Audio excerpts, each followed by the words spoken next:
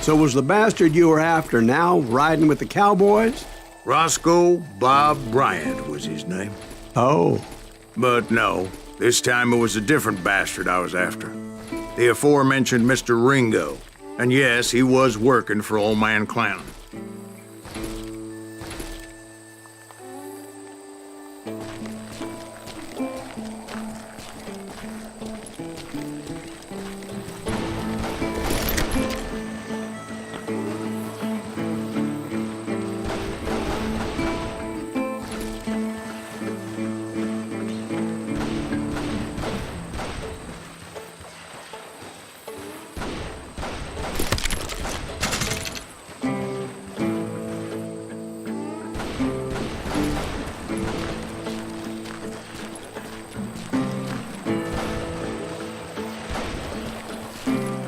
Hate fucking running.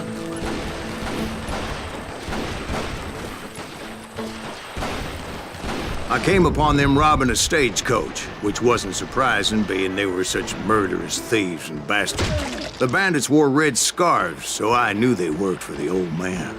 Over there!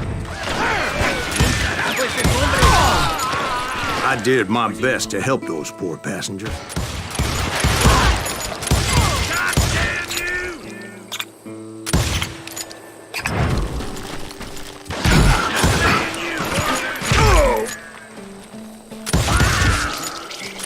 Moments later, the attackers were dead, and I checked the stagecoach to see how many passengers were still breathing.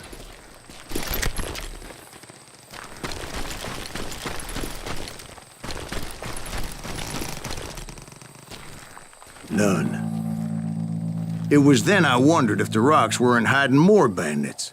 Was that all of them? Or did I just hit the rear guard? I quickly got my answer. They attacked from on high like Apaches often did.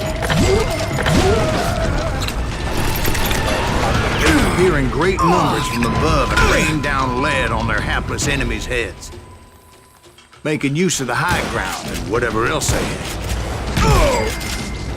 Yep, the Apaches always appeared out of nowhere, and there never seemed to be an end to them. Hold on. Were you attacked by Apaches? What happened to the cowboys? Did I say they were Apaches? I said Clanton's cowboys attacked me Apache style. I was in a pitched battle, but I was holding my own against an overwhelming enemy force.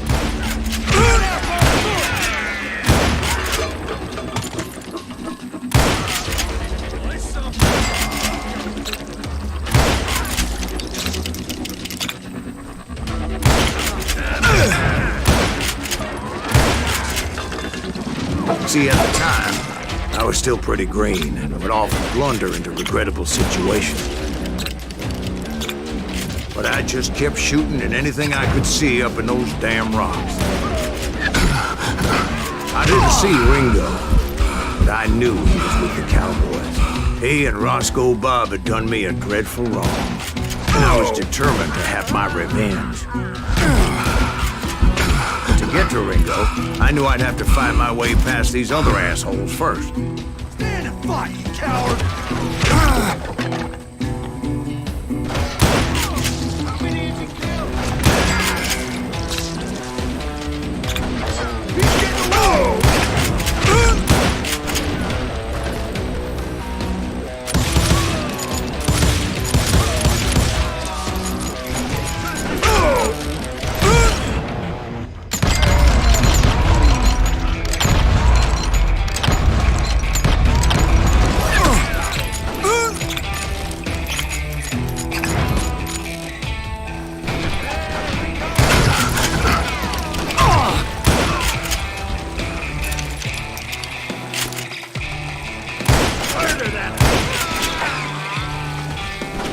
Unfortunately, I was running out of ammo.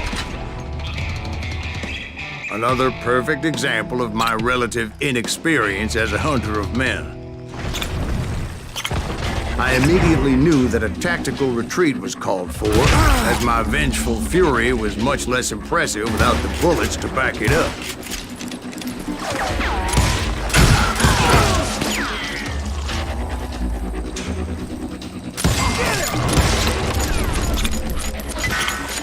Finally, they managed to corner me. Strapped as I was, the odds of my survival seemed pretty slim.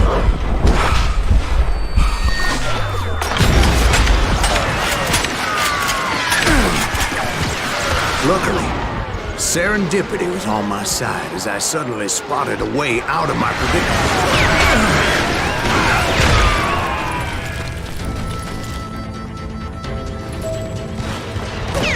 I ran ahead as if the devil himself had me. Bullets were whizzing by my ears, but I wasn't about to roll over and die. I just kept running like there was no tomorrow. Because there wouldn't be if Clanton and his men caught up with me. As I was scurrying around those caves, I thought, what was I thinking? Going up against a gang like this? I just kept running, not knowing where the hell I was going. Got you now. And that's when something miraculous happened. Like manna from heaven. I found the desiccated remains of what looked like an Apache warrior. The old weapon next to him supplied me with some much-needed ammunition.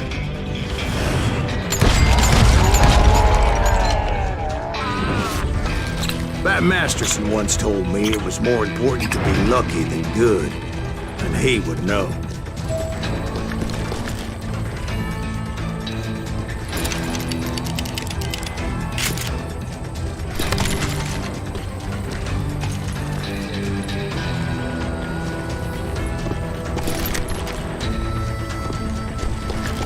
And imagine my surprise when I found a fistful of dynamite to go along with that ammo. That stroke of good fortune evened the odds and bolstered my confidence. It was time to turn the tables. Time for the prey to become the predator. Time for the hunted to become the hunted. Time. All right, Jesus, we get it. They were right where you wanted them. That's right, Jack. I was done running. And the old man's boys were not expecting that. No, sir. I came at them like a wildcat.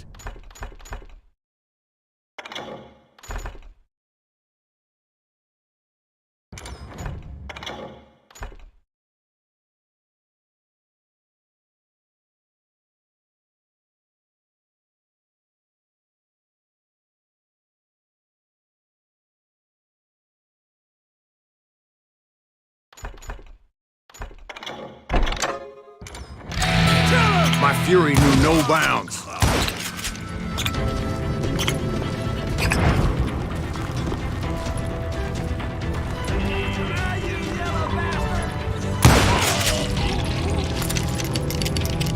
Shoot that running son of a bitch!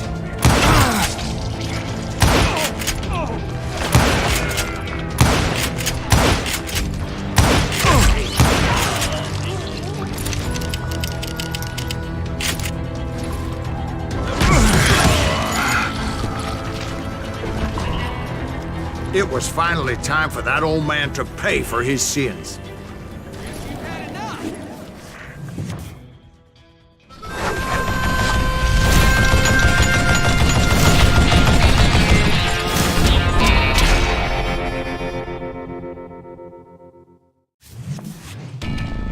I yelled out at the top of my lungs, "Clanton, I'm coming for you!" A little stealth might have made more sense, to be perfectly honest. Because that old fool had a Gatling gun and enough bullets to last him till kingdom come. But I knew I could not let that deter me. Not if I was to find and kill Ringo. I needed to get that old man off that gun.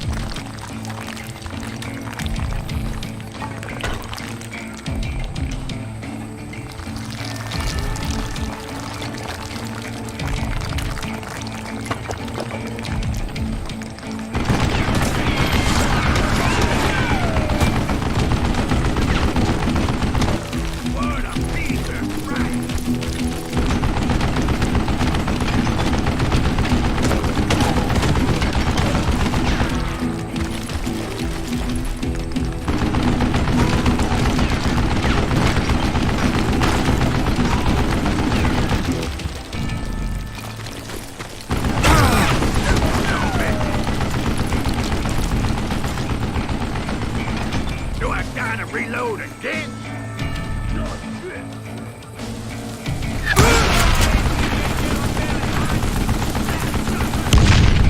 Most everyone thought it was the Ruales who had come up against him in Guadalupe Canyon, but it was just me. You think I don't see you?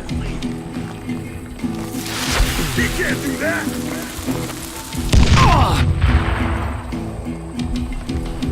Show yourself! Son of a bitch!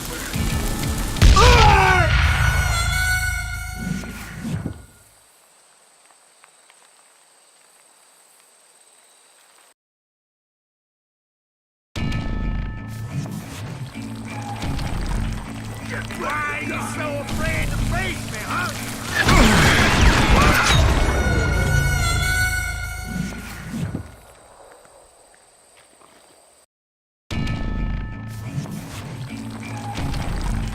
Stop your hands!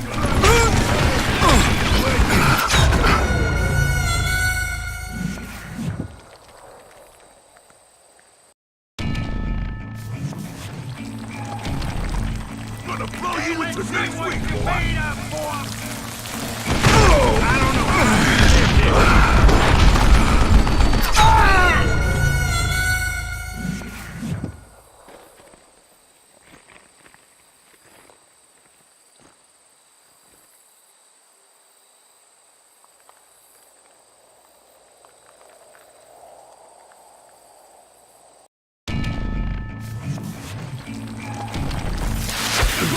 Just had to pick you up. Where'd you get that?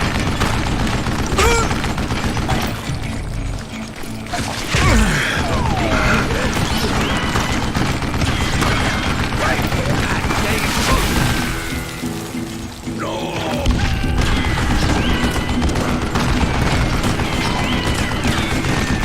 I don't know how you live this long.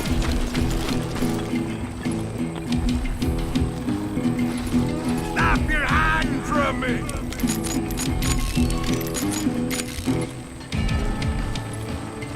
Yeah, well, stupid zombie. Damn contraption, damned again.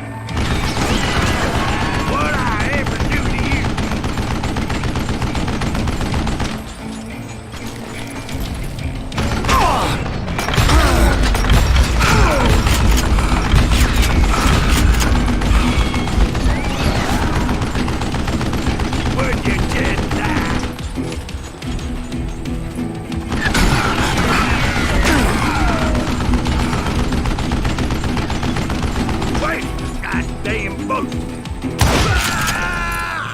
Apparently, one of the cowboys made it out of there alive and told Ike and Billy Clanton that it wasn't a Mexican who took their father's life that day. They just assumed it was one of the Earps, and that little misunderstanding eventually led to that legendary gunfight at the OK Corral.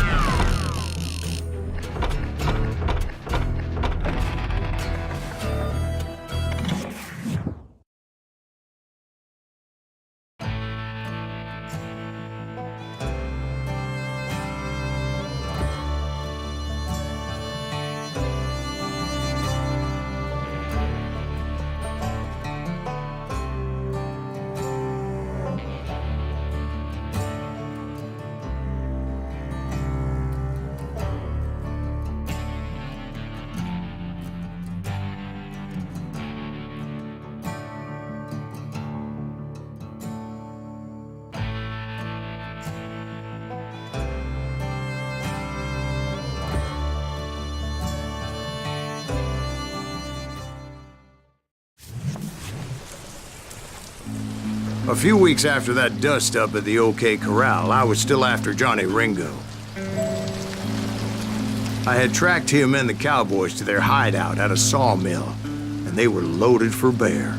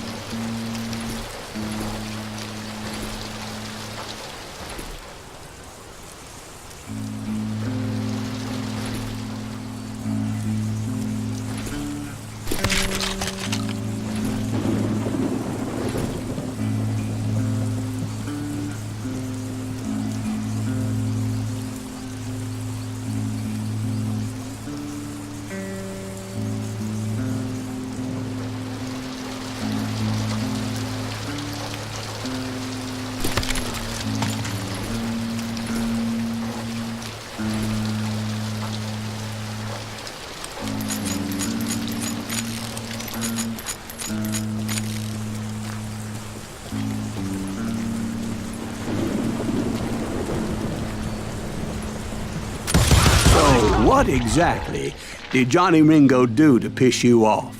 Well, him and that other bastard. Roscoe Bob Bryant? Yep. They both deserve to die, and I promise I'll tell you why. But first I need to tell you about the Cowboys' new boss, Curly Bill Brocious. Herb's coming! Get ready, boys.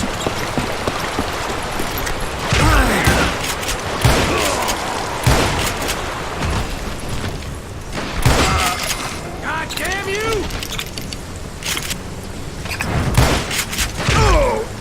Die!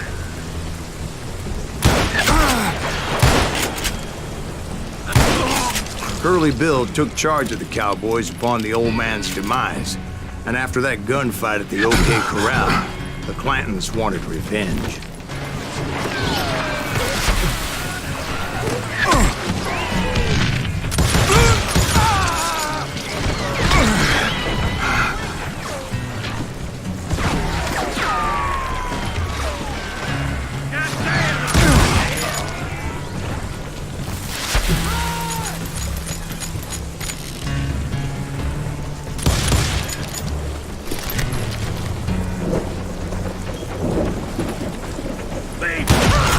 So they murdered Morgan Earp and grievously wounded his older brother, Virgil. Down these lines! Just shoot the son of a bitch!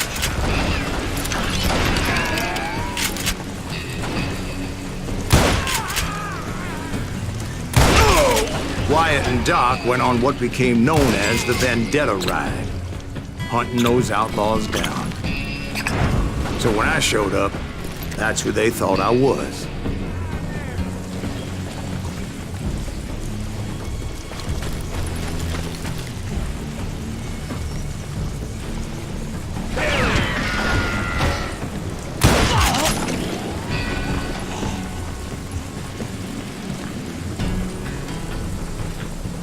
Come out from behind me!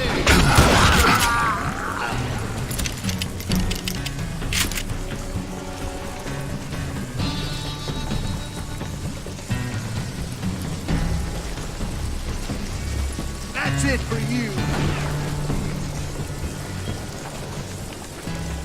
Get out here!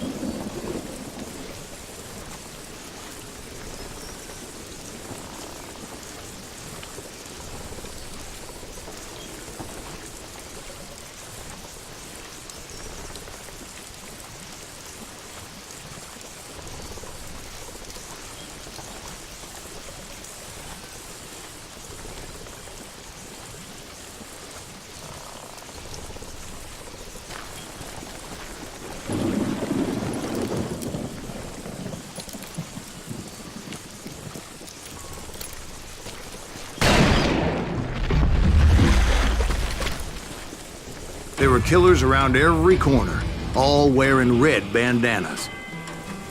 That's how the Cowboys identified each other, and I was beginning to wish I had one myself.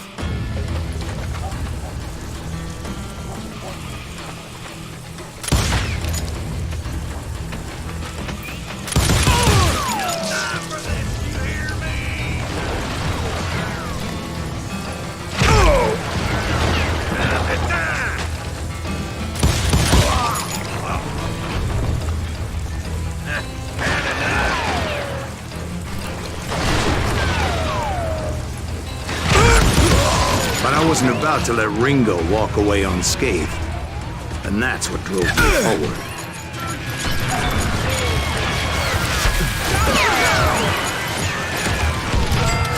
They say that Ringo was infernally fast. hardly saw anyone faster, boy. Certainly not Wyatt Earp. That man was all hat and no cap.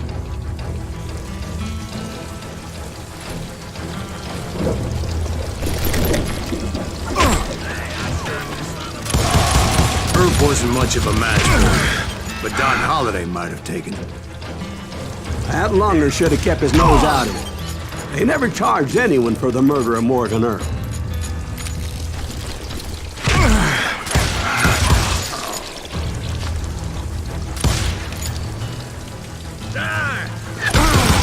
But everybody knew that Curly shot him in the back. That was common knowledge.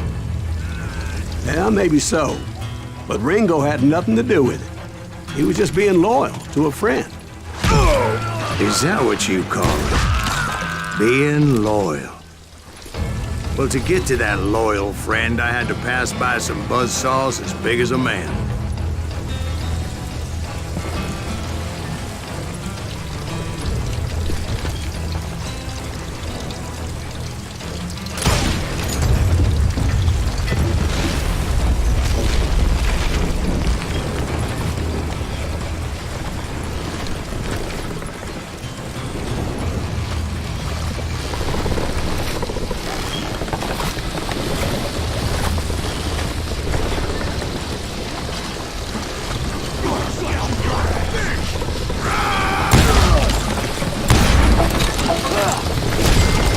Excuse me, sir. I have a question. What's that, Dwight? After old man Clanton died, why didn't his son take over the Cowboys? Because Ike Clanton was dumber than a box of rocks and a yellow belly to boot.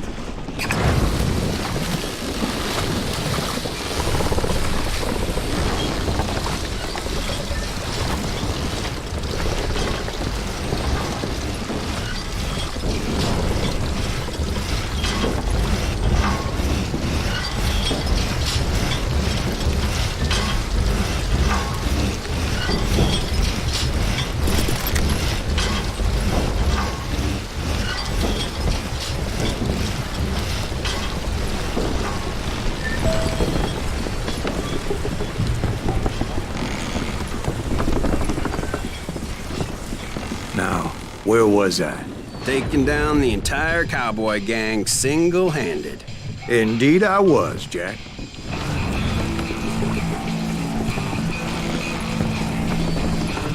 Beat him!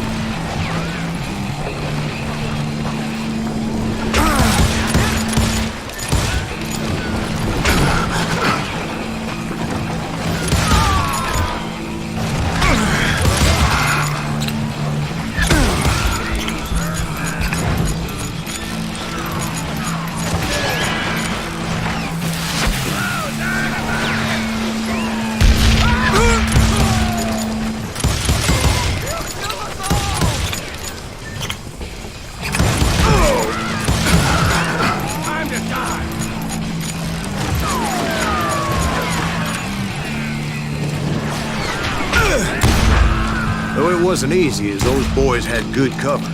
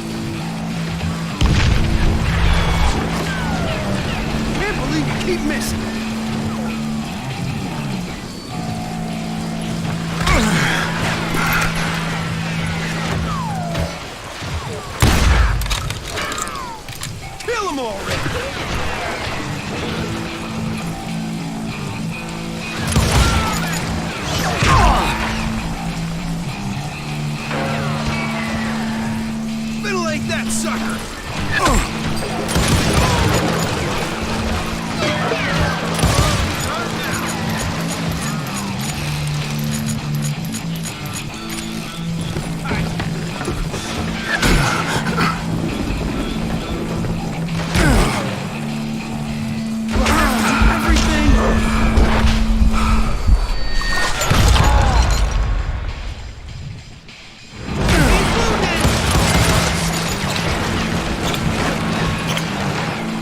Yeah, you know you can't beat me.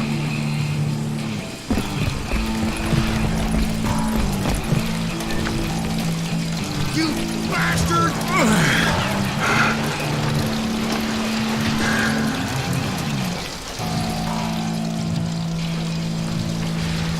Dead man!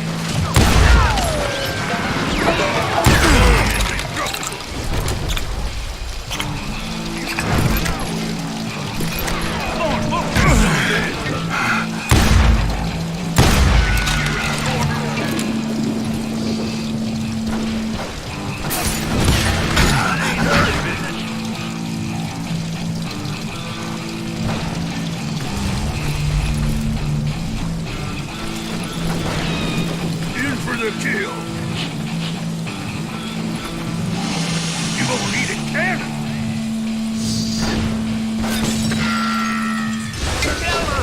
So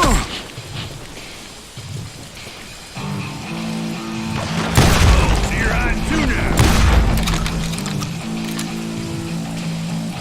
Is that one of Wyatt's boys?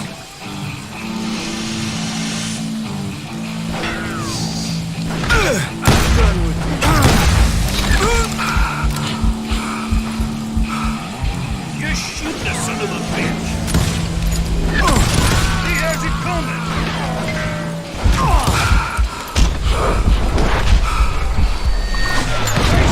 Coward! Yeah!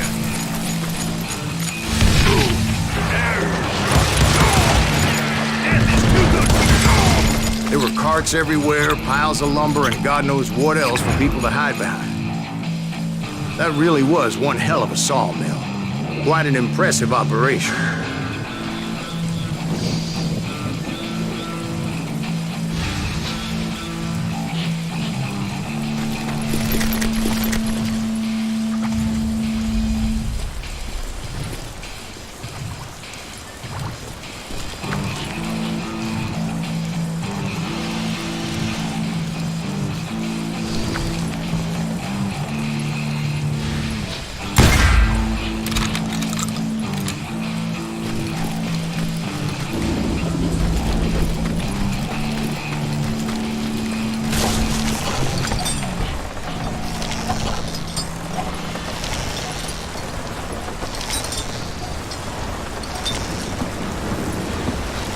And where was Curly Bill? Did you see him?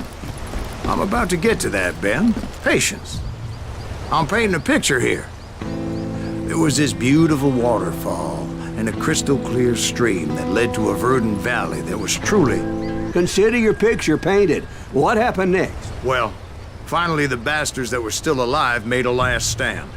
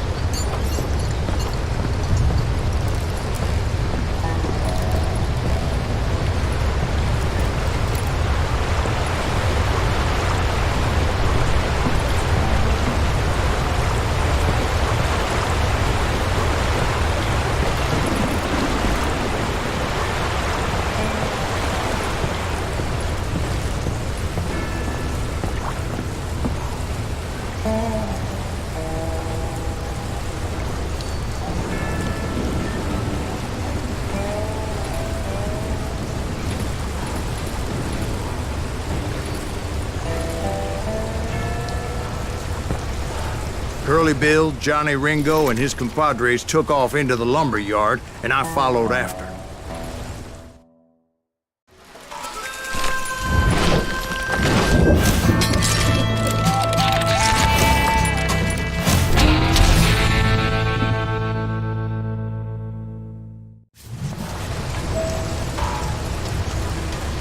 Are you saying they ran? Cowardice was not in Ringo nor Curly Bill's nature. No, sir. I never said they were running scared. They just wanted me out in the open.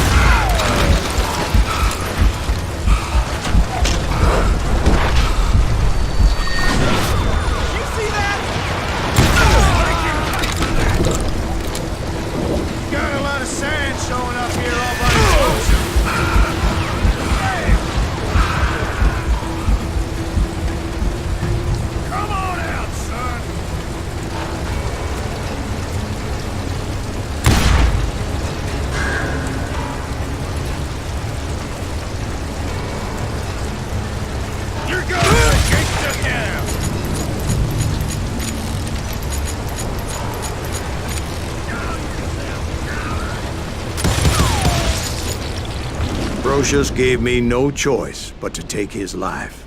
But Ringo was nowhere to be found.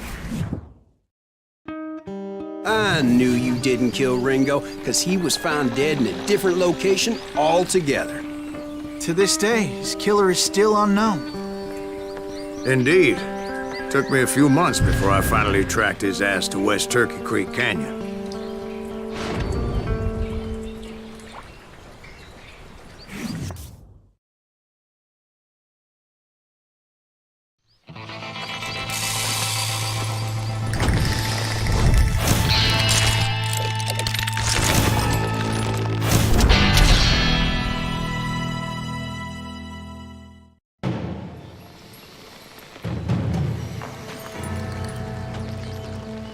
That's incredible, sir. I always thought that Doc Holliday was the one that killed him.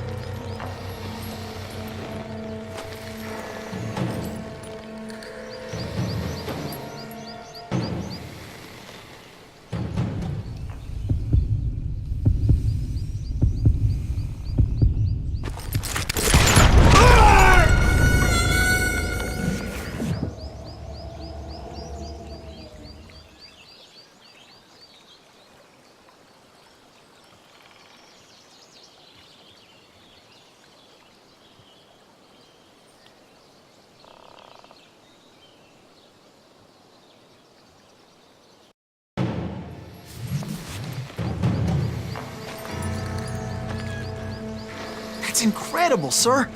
I always thought that Doc Holliday was the one that killed him.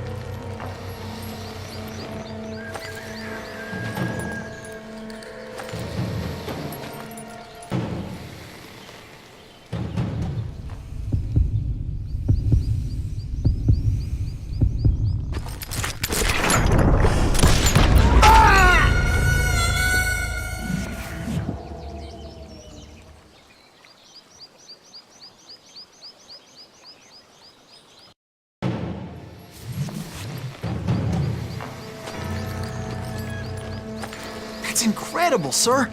I always thought that Doc Holliday was the one that killed him.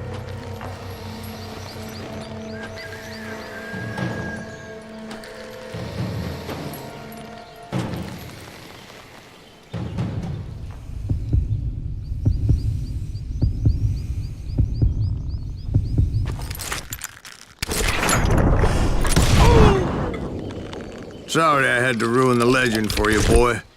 But the legend ain't always true.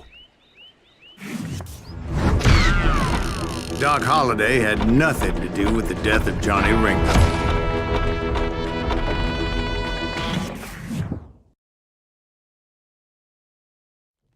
I was paid a healthy bounty for Ringo and Curly Bill, and realized there was real money to be made.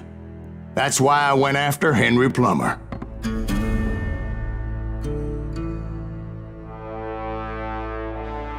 Now, wasn't he the sheriff who augmented his income by shaking down miners and robbing gold shipments? That's the one. Oh, yeah, I remember him. He ran that gang of thieving outlaws called the Innocents. So it's true that you went toe-to-toe with him? Indeed I did, son. Indeed I did.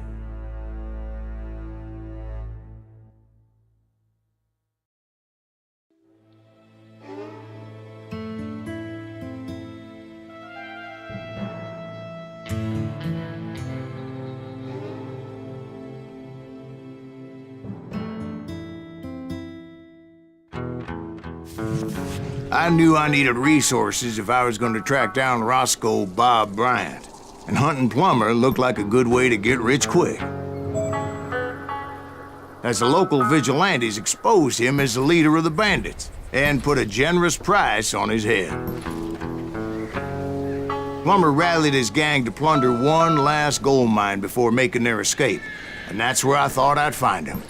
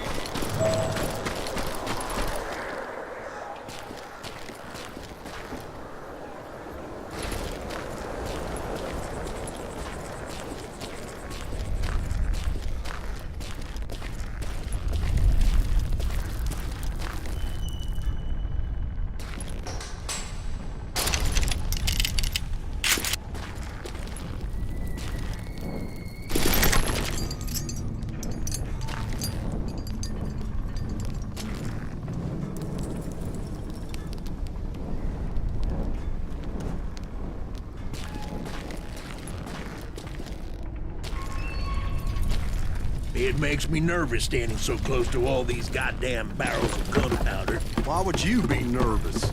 No one has the cojones to come after us. As long as you don't light up a cigar, we're fine. Yeah, besides, George is up there on the rocks with that rifle of his. Nothing gets past him.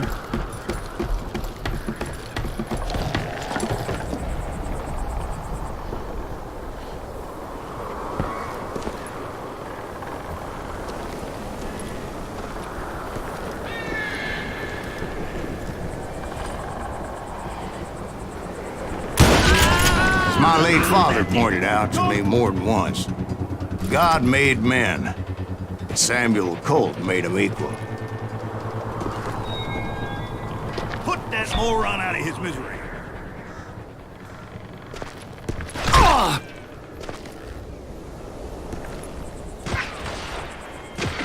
You can't beat me!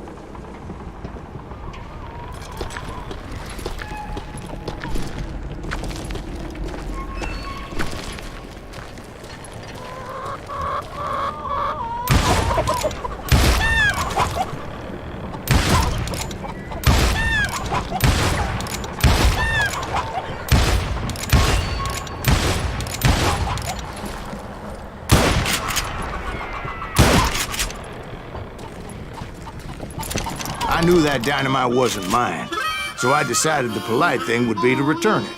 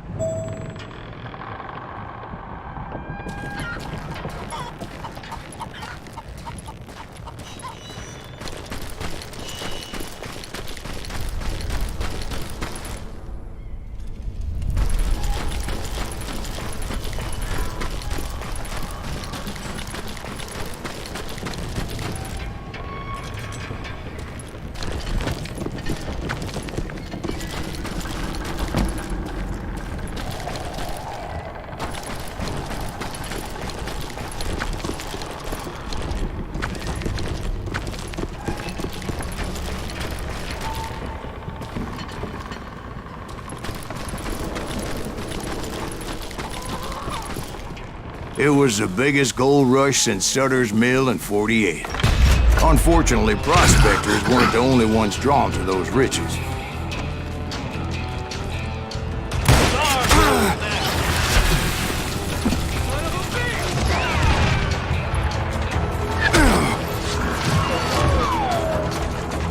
Bummer wants that asshole dead.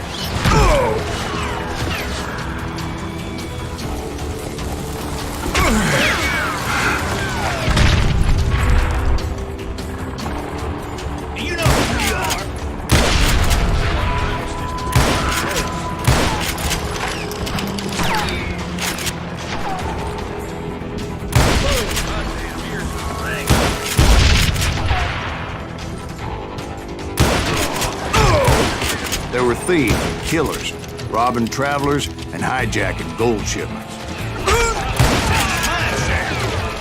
Like those that ran with Plummer. Some were just regular folks I knew from town, drawn by greed and easy pickings. Charlie Crow, the blacksmith. James, who worked in the stable. Sam and Jeremiah Barber, the butcher's sons. Wants that asshole dead.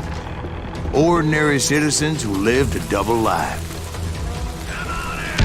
Stealing and thieving and murdering their neighbors.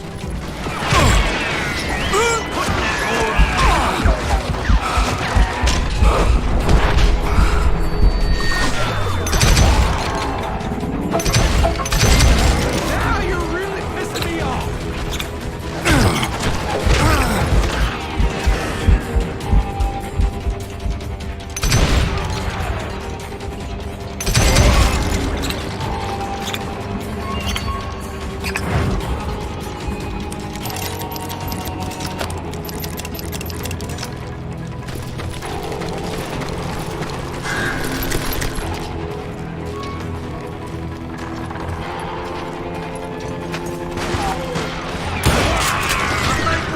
course, the rest were veterans of the Civil War.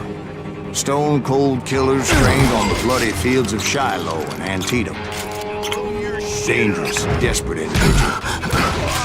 Plummer had a lot of men on his payroll. A hell of a lot. If Daddy had lived to see Alfred Nobel's explosive invention, my guess is he would have told Samuel Colt to kiss his ass. He set up a defensive perimeter which I had no idea how to breach.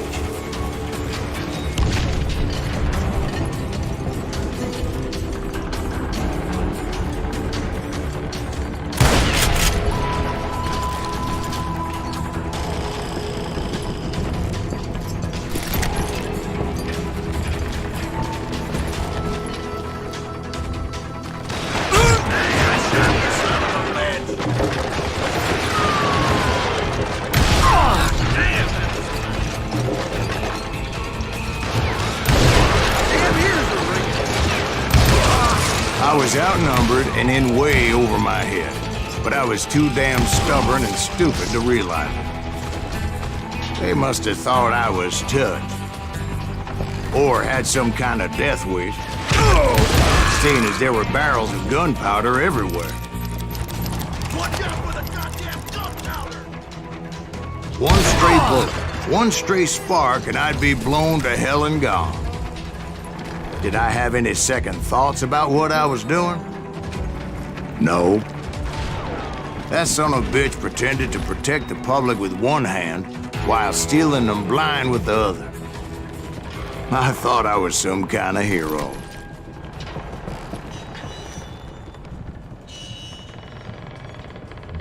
Show yourself, coward!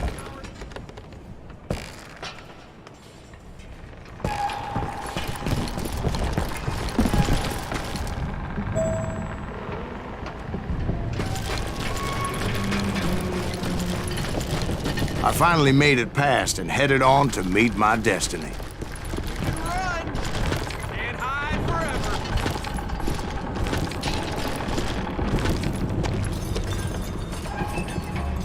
Damn ears are ringing!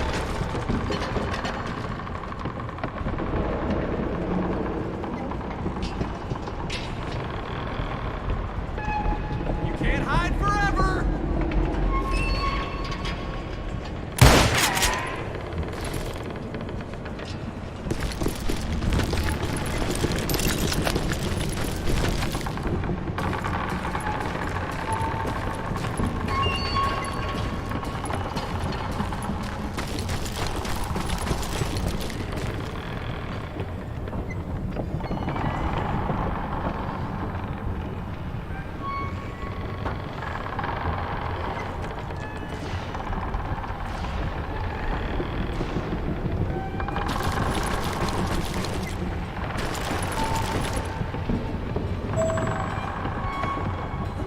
But first, I had something I needed to figure out. I had a few ideas on how to get into that mine, but once I made my decision, I knew there was no turning back. So my first thought was to enter the nearest mine portal. I saw an entrance. Made sense. It was the quickest way in, but that also made it more dangerous, as there would undoubtedly be enemy pickets posted along the way.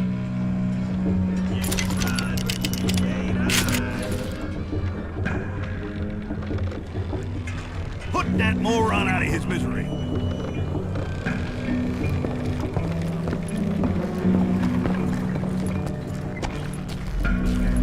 This is our goal now.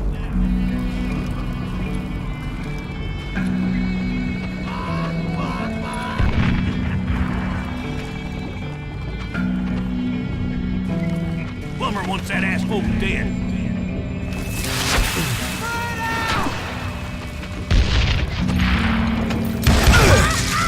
Some bitch.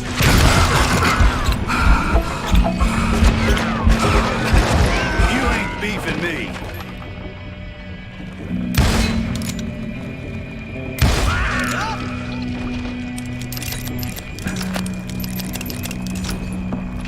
You're done.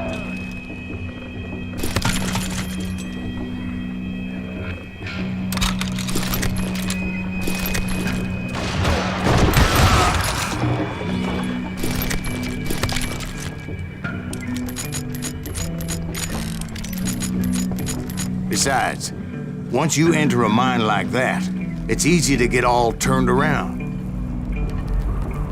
And that confusing maze of corridors wouldn't even be the worst of it.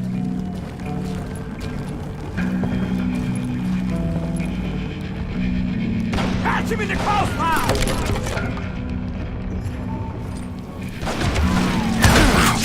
Some of those shafts could be as deep as hell. A single stumble or misstep can easily end in a deadly plunge to oblivion. Leave it to me. Time to blow your shit up.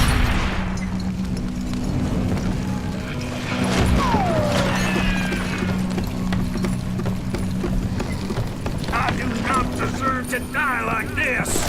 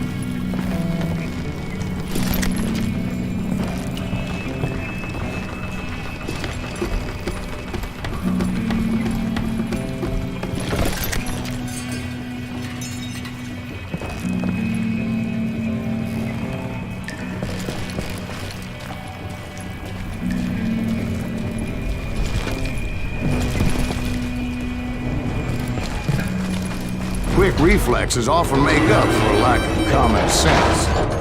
Luckily, I was never one to be easily bushwhacked. I would just need to be careful not to blow myself to kingdom come.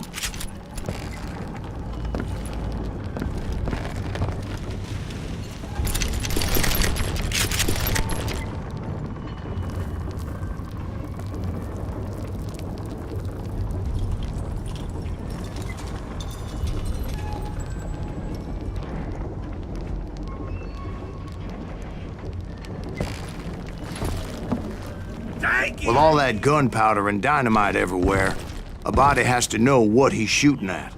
But you can't hide.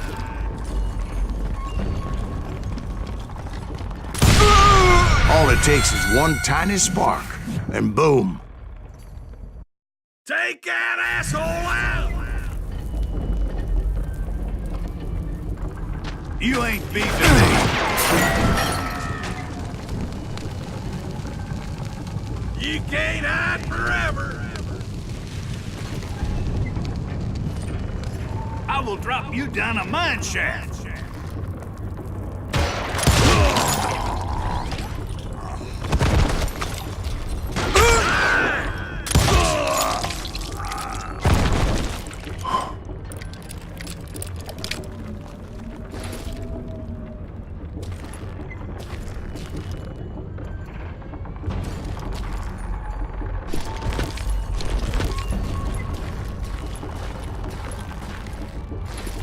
One wrong bullet could have turned that mine into a dad-blasted tube.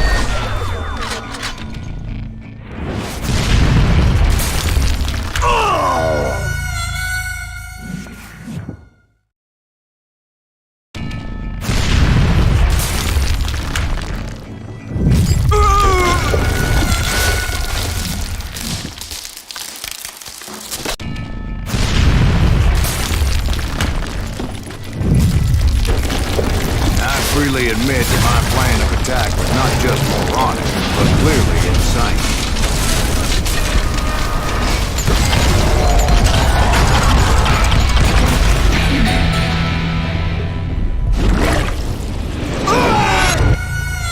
It's a good thing that I abandoned that ridiculous plan before I even tried it. Instead, I spotted a ladder way into the mine from the opposite side.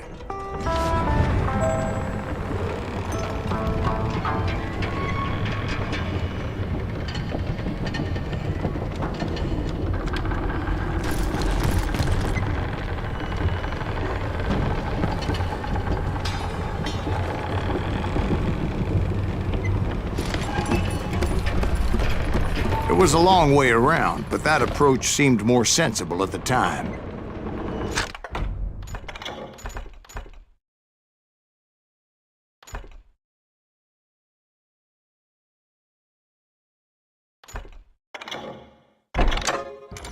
Of course, being I had a problem with heights, that scaffolding scared the bejesus out of me.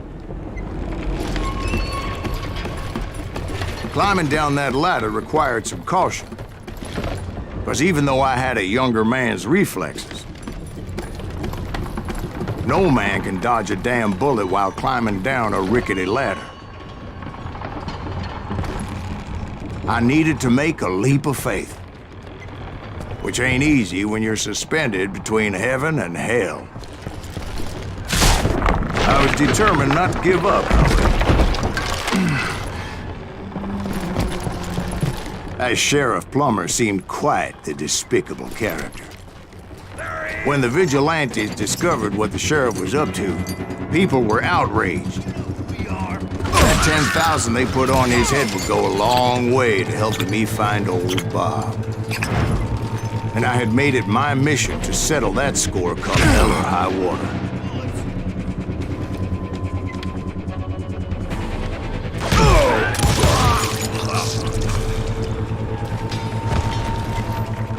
I will drop you down a mine shaft.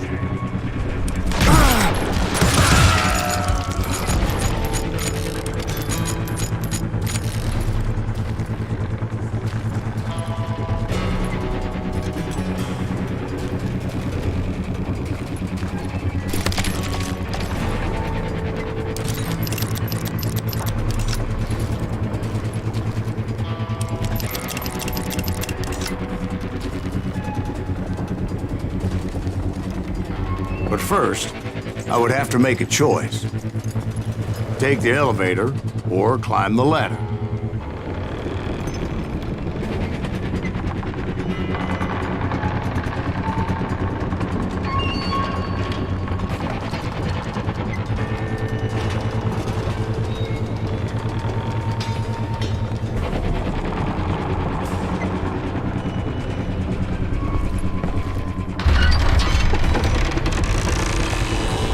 I picked the more convenient and more dangerous route.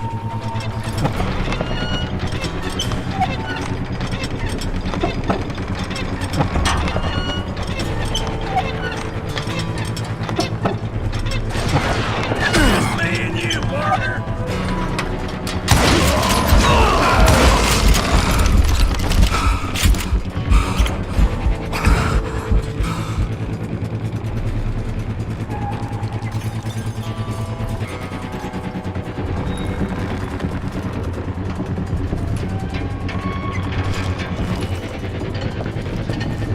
Plummer was a mad dog killer, and the people of Nevada City deserved better. Nevada City? Well, I thought Plummer met his maker in Bannock, Montana. Right, well, he was the sheriff of both places at one time or another, but that's neither here nor there. The point was, taking him down would save a lot of lives, including my own.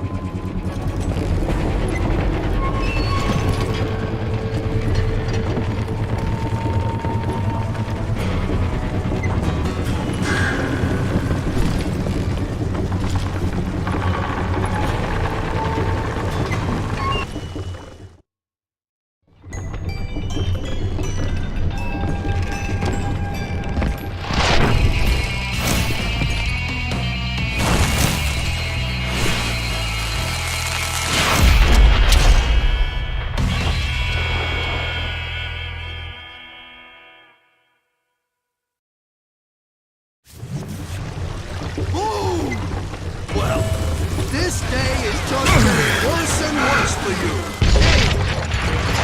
Henry Plummer was clearly unhinged, and I could see right away that this was gonna take some doing.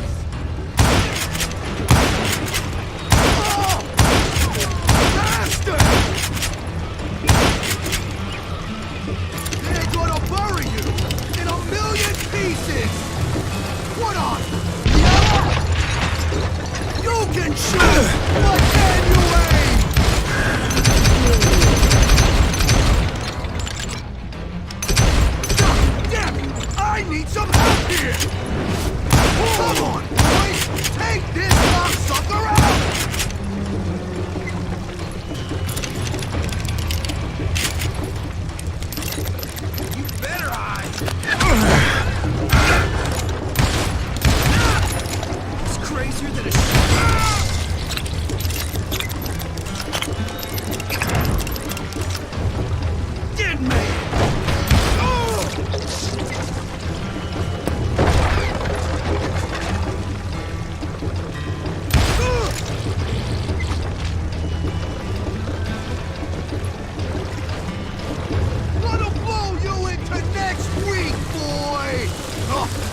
guess you've had enough!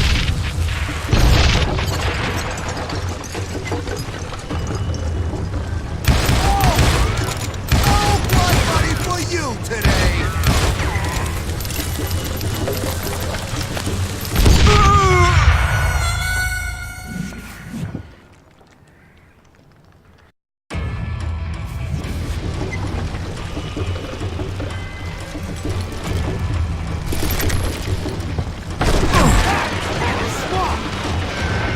They're gonna need a dustpan to pick you up! So, I'm going all medieval on your ass!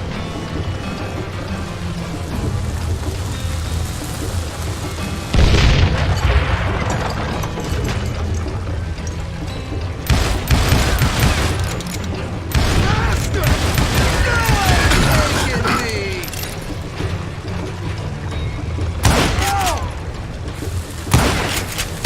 Nice shot! Bet you can't do it again!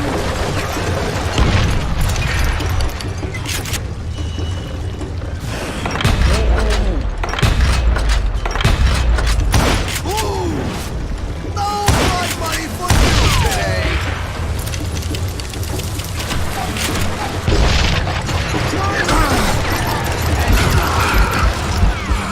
You can shoot, but can you aim?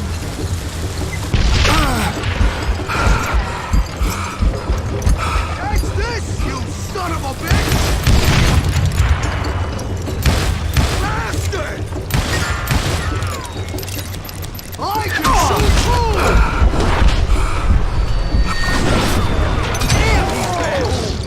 So that's how Henry Plummer died. Him and his crew were worth their weight in gold. And now, I was officially a bounty hunter.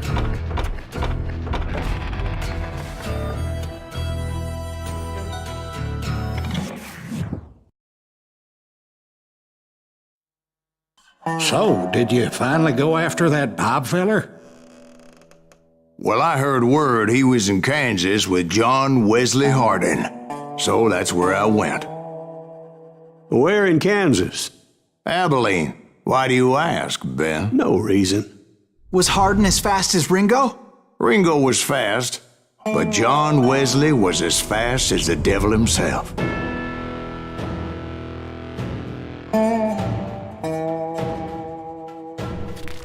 Hell, he killed his first man at 15. From that day forward, he had a price on his head and wouldn't back down for nobody, not even Wild Bill Hickok himself.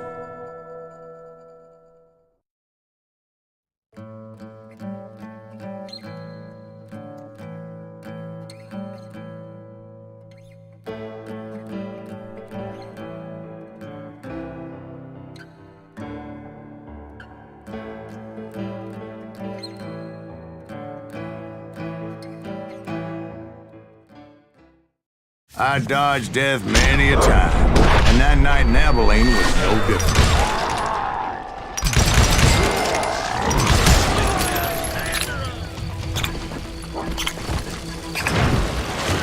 I was there with the intention of finding that bastard Bob and collecting the bounty on John Wesley.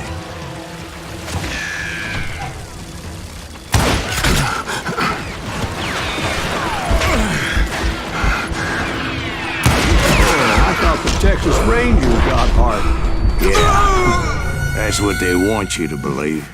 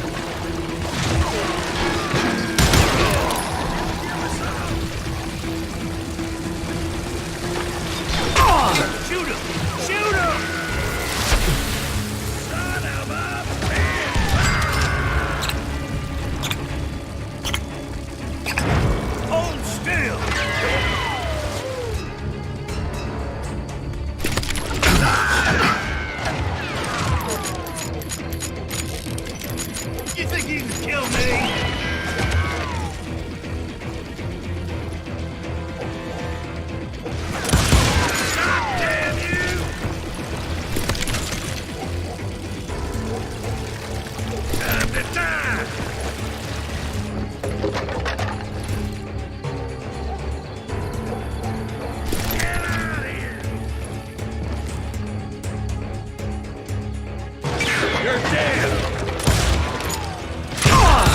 It was cold'n a witch's tit and a brass bra that night as I fought my way past his loyal compadres.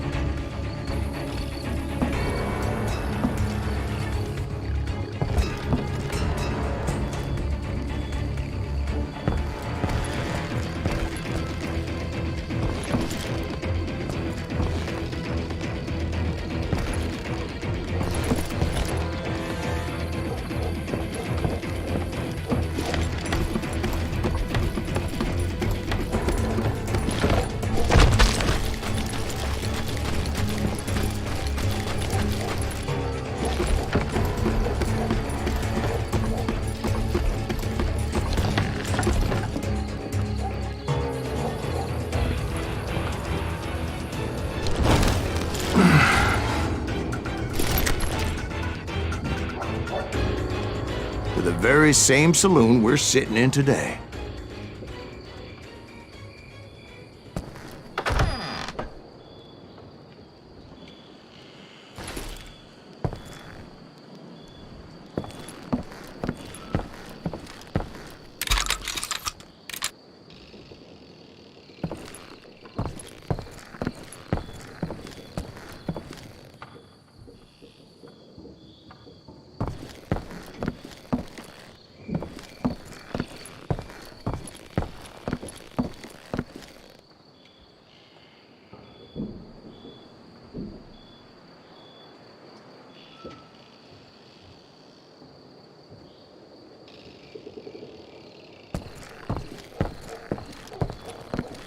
Look around and imagine this place painted in blood. Hardin was waiting for me.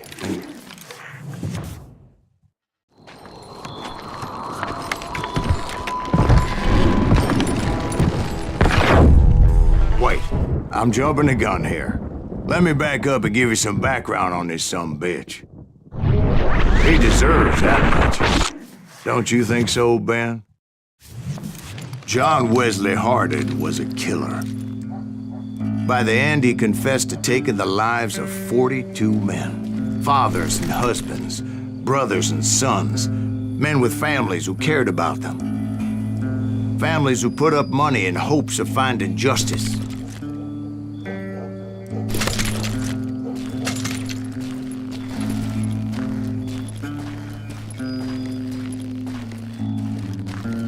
He was a bona fide folk hero by then, and had amassed a gang of armed miscreants and other assorted thugs.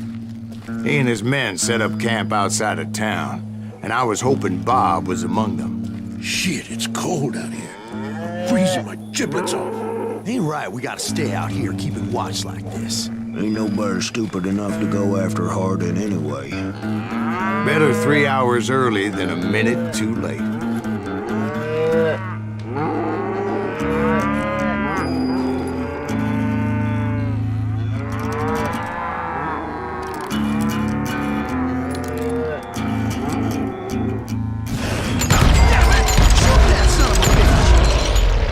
They didn't ask why I was there. They knew, as most of them were wanted as well.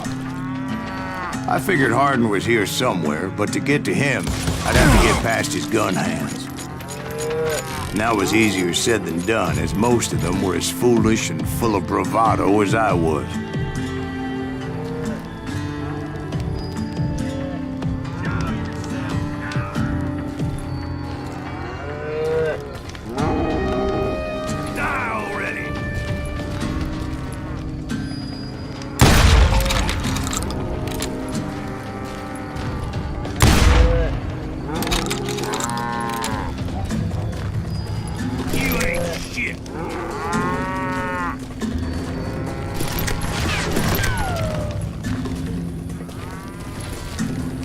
I had to spill a lot of blood to find out Hardin wasn't in that camp. He was carousing in town with his closest friends.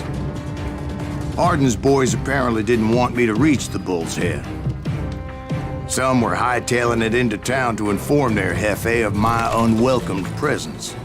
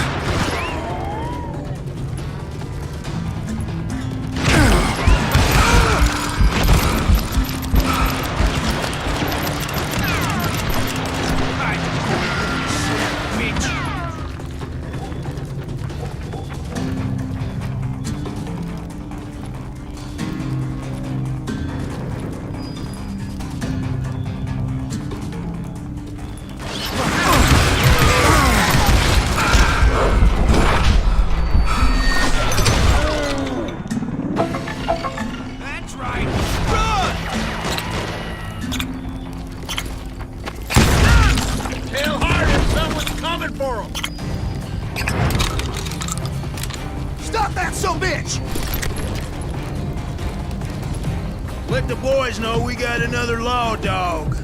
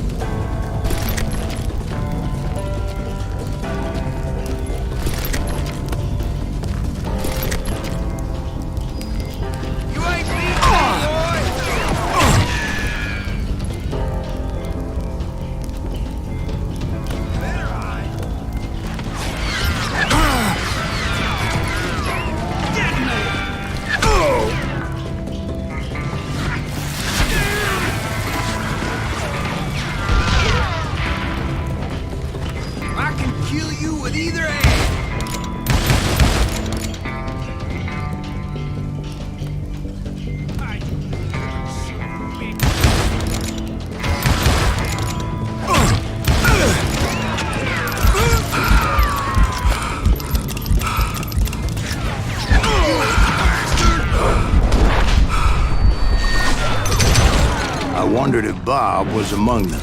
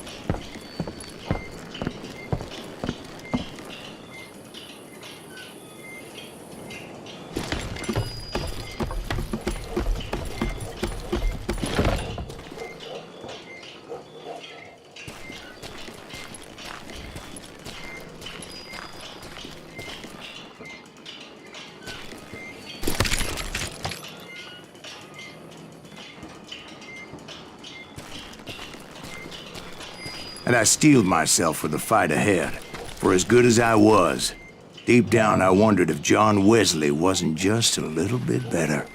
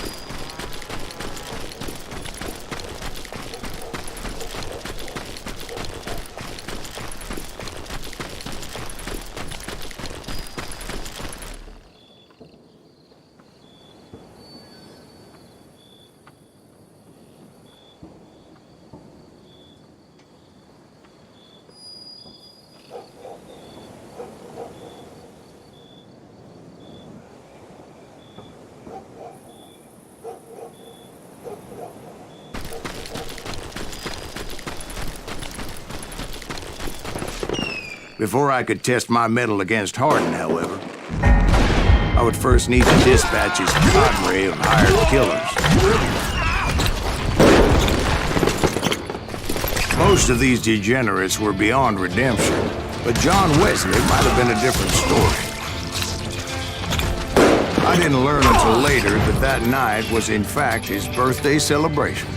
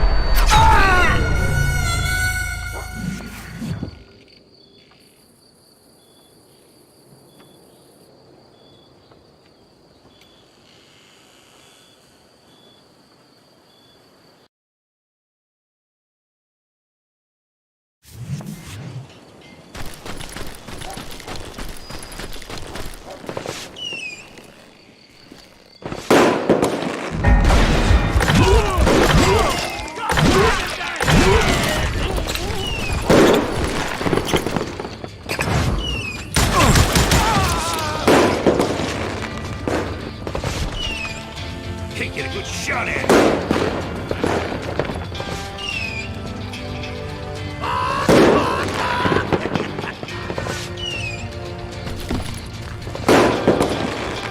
Watch where you're shooting.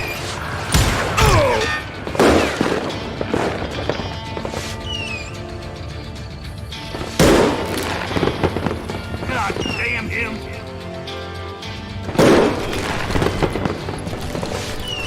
Think I'm waiting.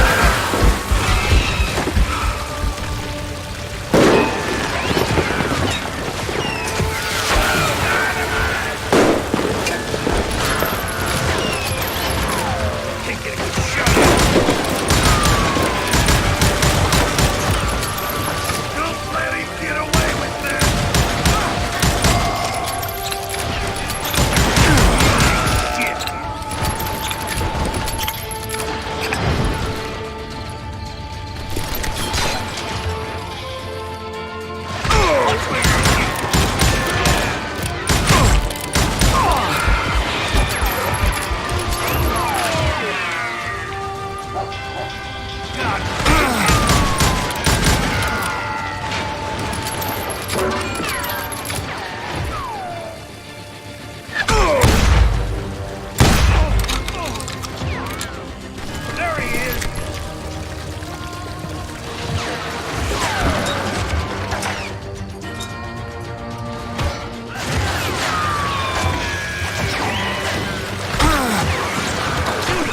Shoot him!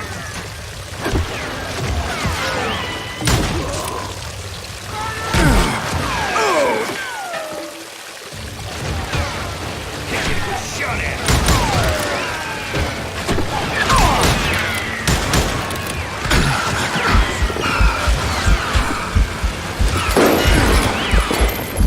Watch where you're shooting.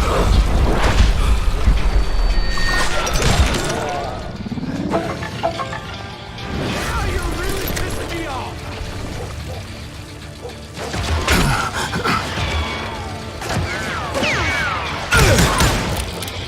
I'm putting you down.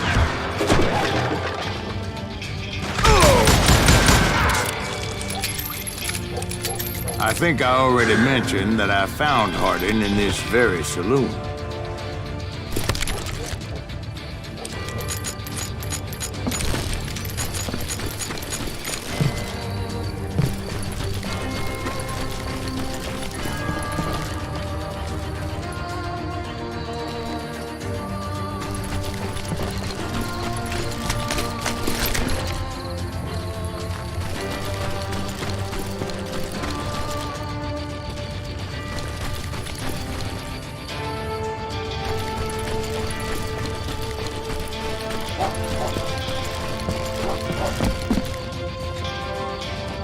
Suffice it to say, nobody there was happy to see me.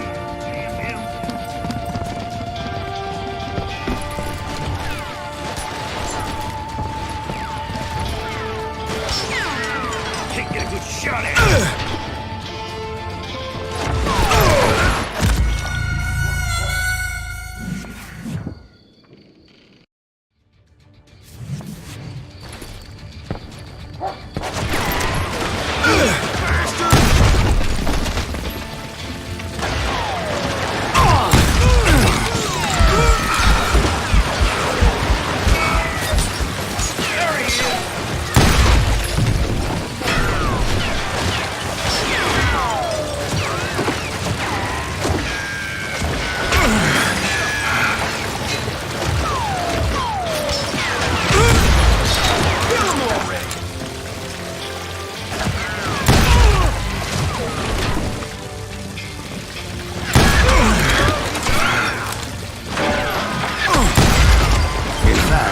Felt a certain hostility.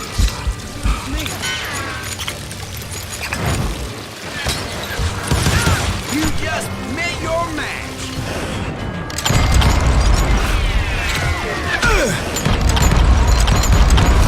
I was disappointed that neither Bob nor John Wesley were among the dead. But that was short-lived, as a moment later I was facing down the fastest gun in the West.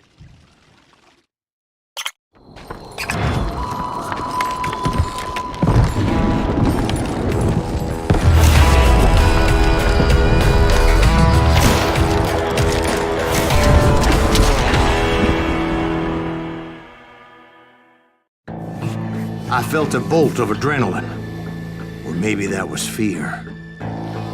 He was well known for his tricks, and I knew I'd need my own if I was ever to defeat him.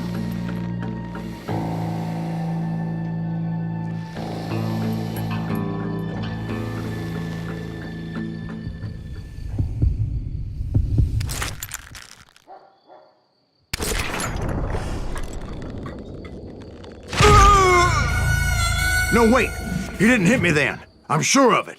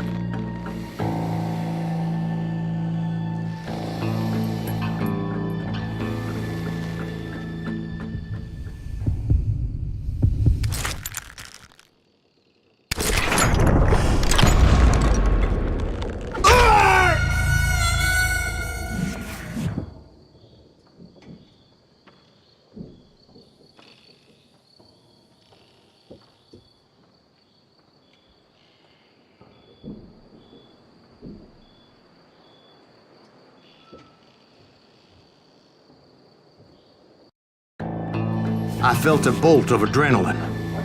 Or maybe that was fear. He was well known for his tricks, and I knew I'd need my own if I was ever to defeat him.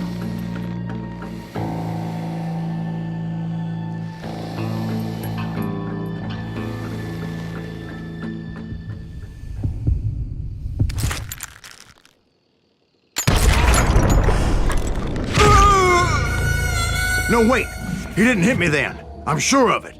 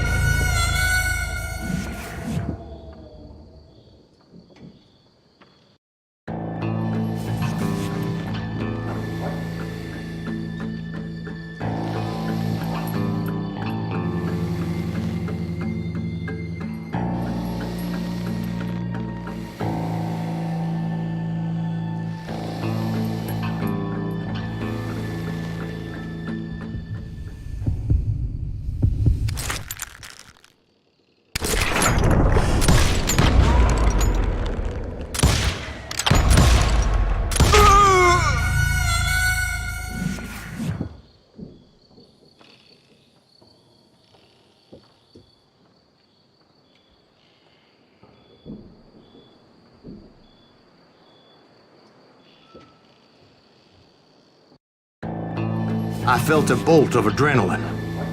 Or maybe that was fear. He was well known for his tricks, and I knew I'd need my own if I was ever to defeat him.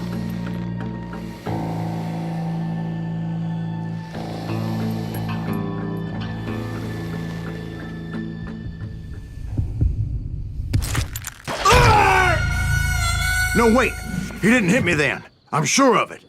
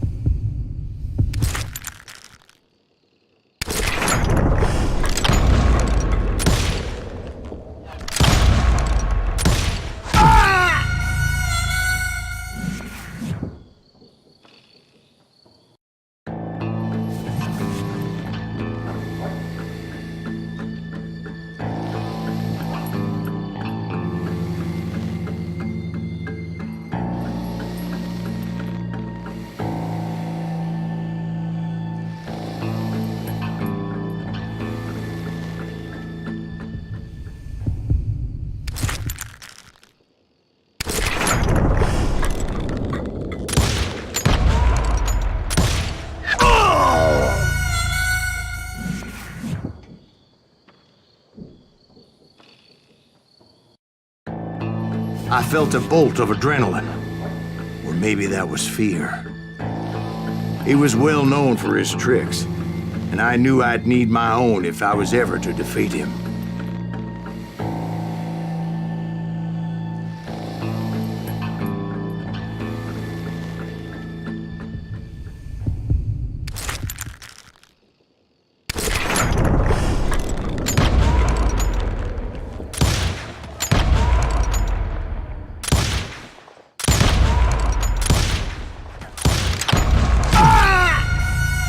No, wait!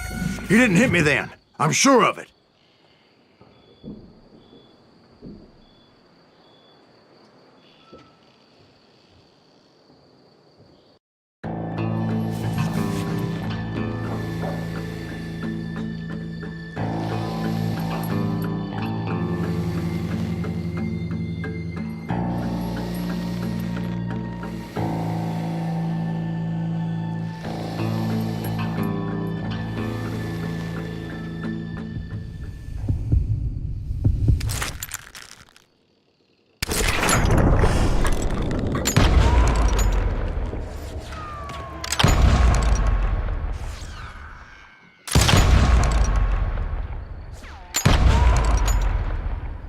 That man was faster than greased lightning.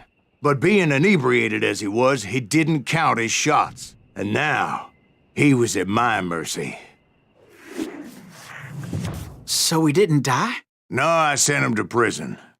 Years later, after he was free, some restless Avenger took his life. Shot him in the back at a saloon just like this one. Anybody up for another beer? Ben?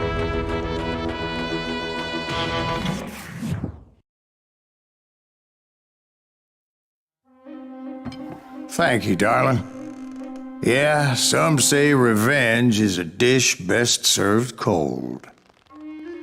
So whatever happened to that Bob guy you were after? Personally, I'd like to hear some of your other adventures.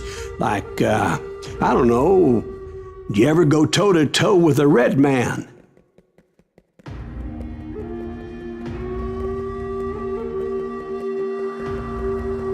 Yes, I did, Ben.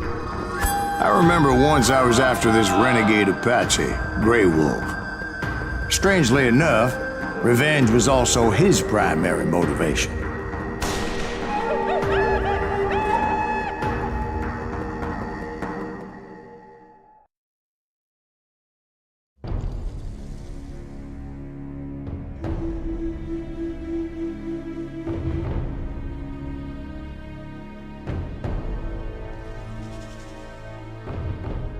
A bounty was put on Grey Wolf's head, and that's how I came to hunt him in the mountains. Mountains so high they tickled the nether regions of heaven.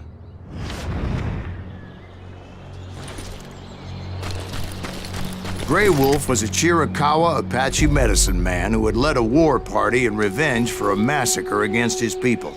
The U.S. Army had attacked his tribe during his daughter's sacred sunrise ceremony, and the slaughter was unspeakable.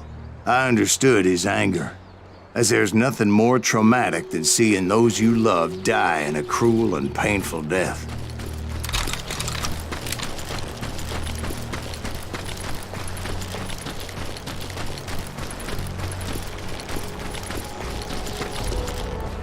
Right from the beginning, I couldn't shake the feeling that Grey Wolf was watching my every move.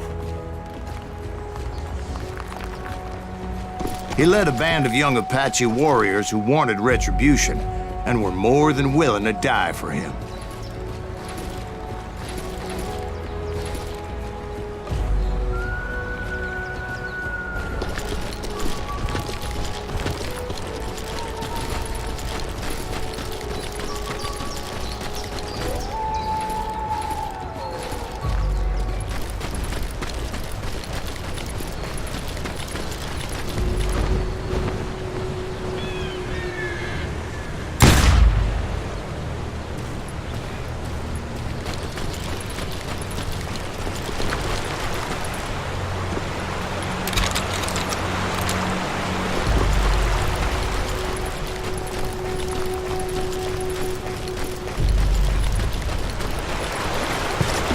They saw me before I saw them.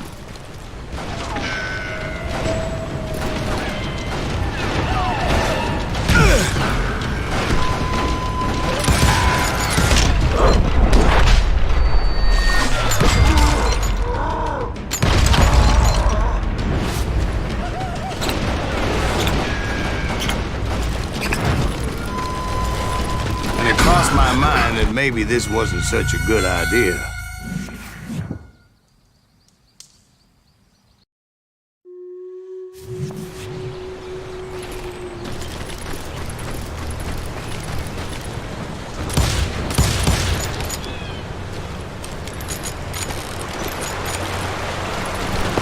They saw me before I saw them.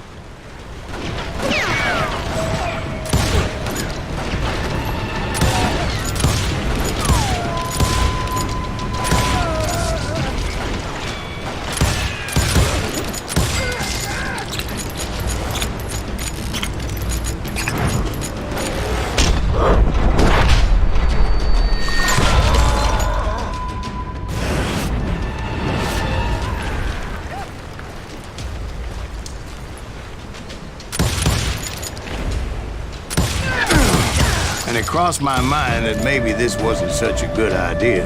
But now that the shooting had started, there was no backing down.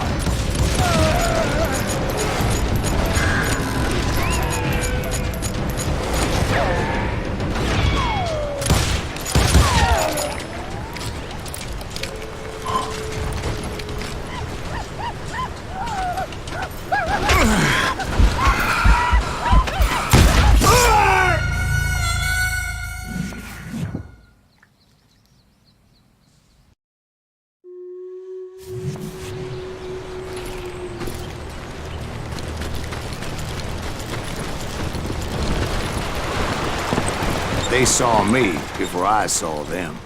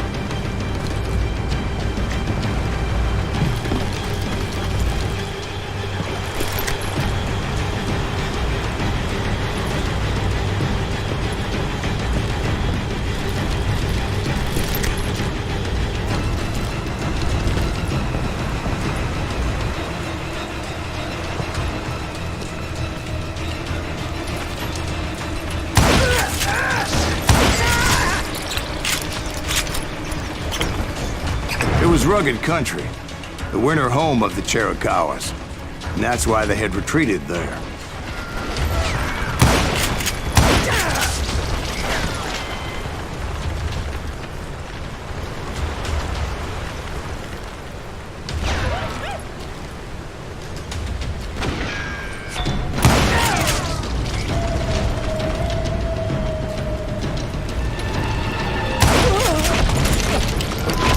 I admit to having some regrets about going after them the way I did. But then again, I got a lot of those.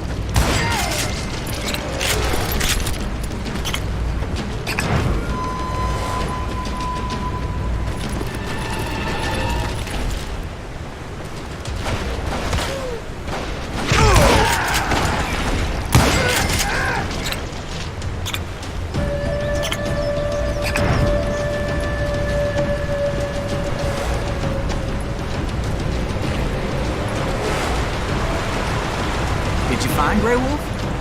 Not at that moment, but I did find the entrance to their hideout.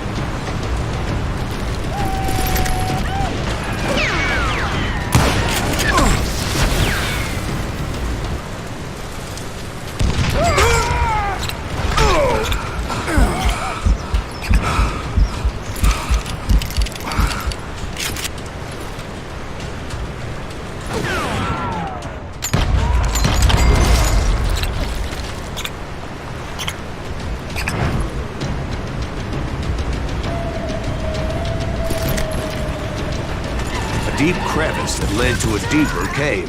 Don't tell me you went in there. Yeah, but it's not out of bravery so much as pure, angry cussedness.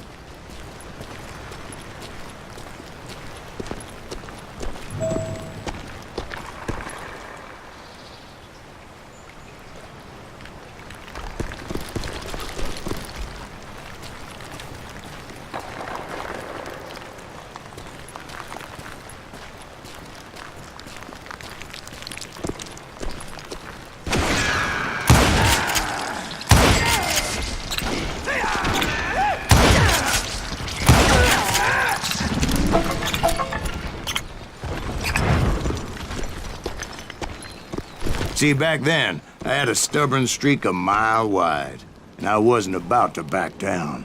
So it was like pitch black in there? Actually, it was pretty well lit, as they had torches on the walls.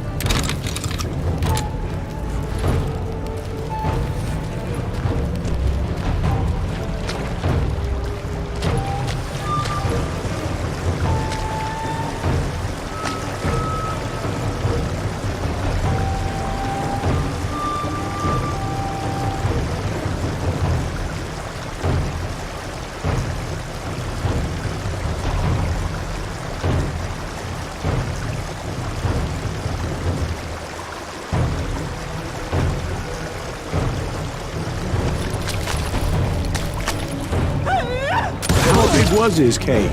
Big as hell, Ben. Chiricahua had hid out there during the Indian Wars.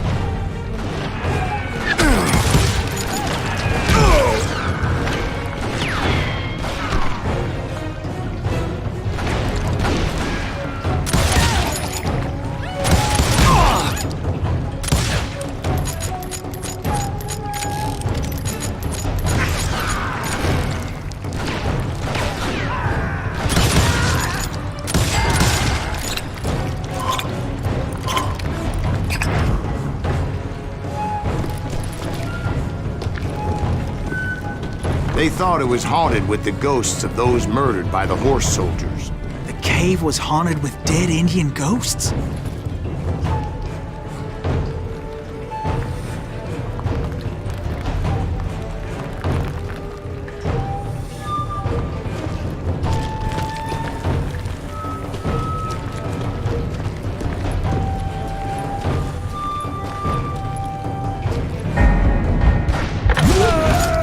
To be honest, I was more concerned with the live ones than the dead ones.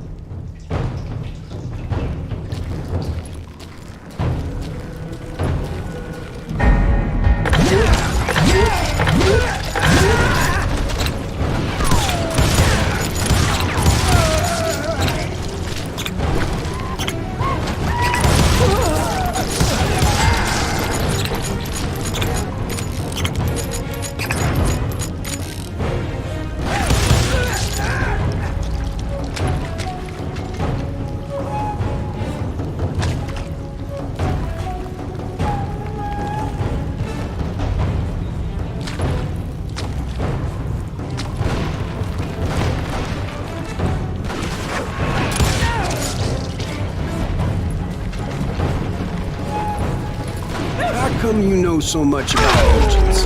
A few years back, I was married to 2 Mescalero women. At the same time? Yeah, they were sisters. Polygyny is traditional among the Mescalero. So what happened? Oh, I had to get out of there. Those girls never shut up. Both of them nagging at me all the time. Drove me half crazy. Haven't seen them since. No, I mean, what happened with Grey Wolf? Oh, well, I pursued him into the Cave of Death.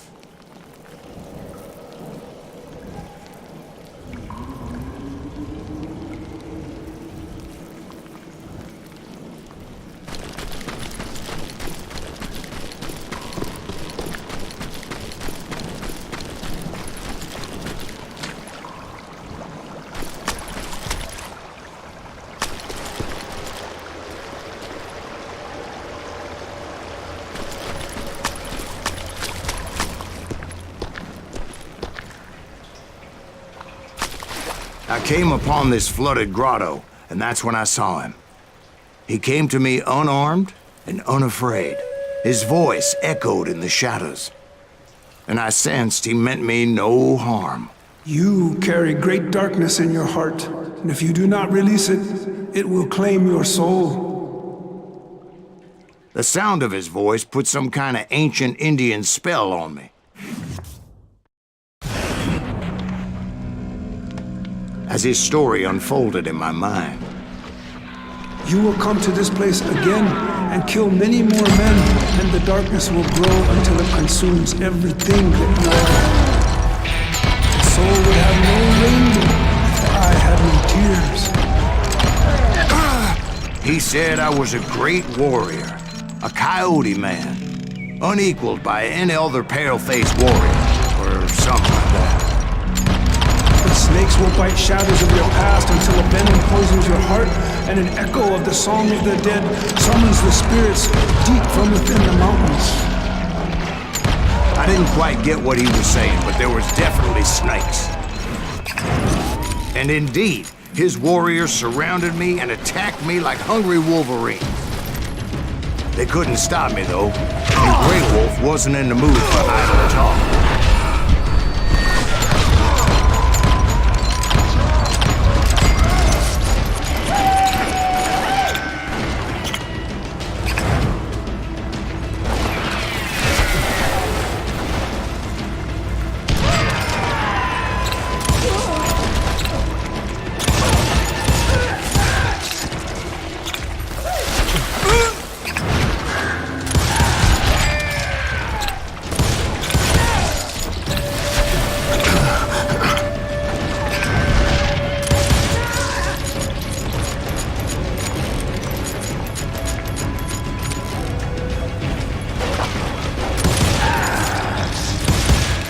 I swear I couldn't see any way out of this trap.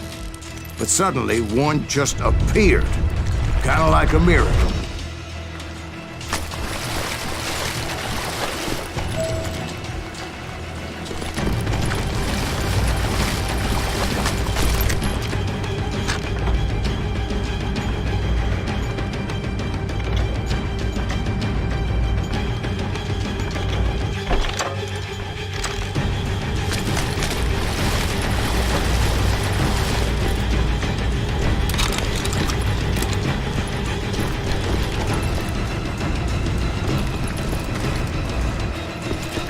I felt like I would be lost in that damn cave forever. Finally, I found myself back outside, perched on the edge of a precipice overlooking a thundering whitewater river. To get where I was going required several leaps of faith, but no way in hell I was turning back.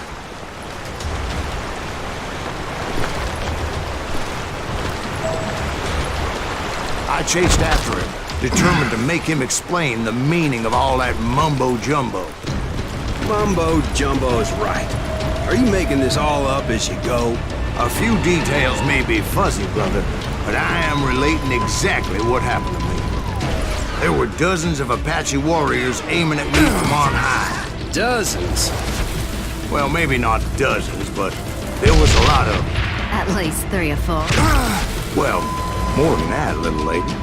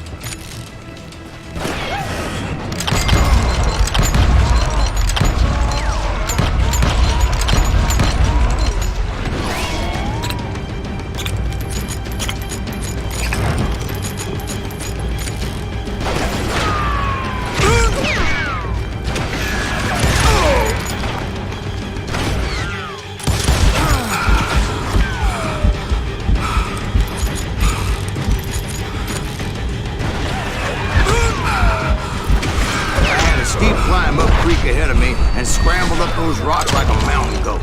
I was determined to locate Grey Wolf and find out exactly what the hell he was trying to tell me.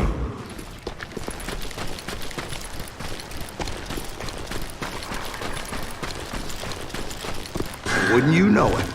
That crafty son of a bitch led me right into a trap. What kind of trap? Well, son, there had to be at least 100 Apaches surrounding me. 100? God be my witness. Oh, come on. Who are you kidding? Hey, I believe you. Come on, tell us how it ended. All right, but I'm not gonna drag this out. Where were we? You were surrounded by 100 Apache warriors. Well, I didn't take the time to count them exactly, but there were a lot of them.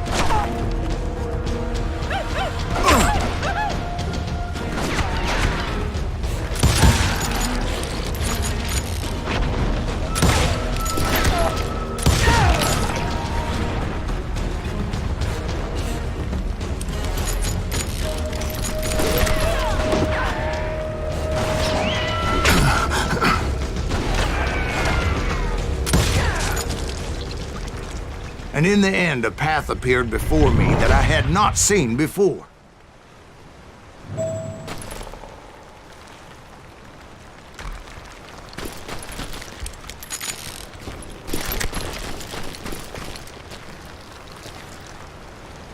I followed it as I desperately needed to find out what Grey Wolf was trying to tell me.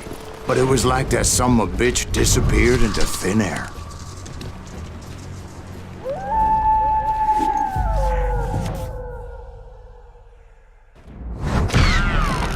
Never did find him. And never did collect my goddamn bounty.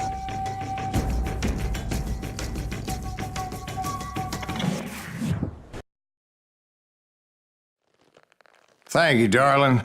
It's interesting how the truth can sometimes seem might malleable, depending upon your point of view. Like how those dime novels make you out to be something you're not? Jack, don't be starting trouble. No, he's right. They do tend to exaggerate. Did they exaggerate your part in taking down the Daltons? Well, I was there in the flesh, boy, so I saw what happened firsthand.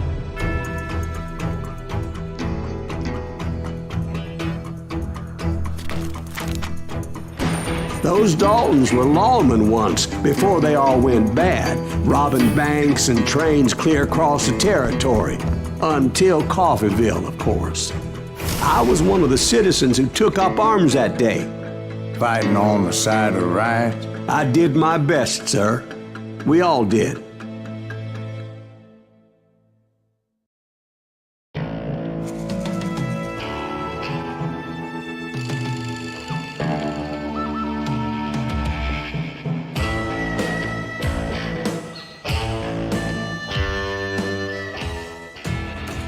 It was early morning.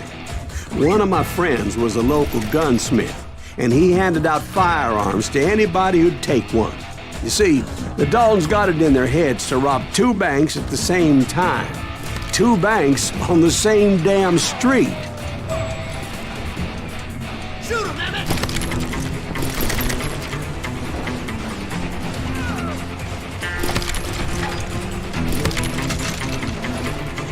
He can't stand against the Daltons!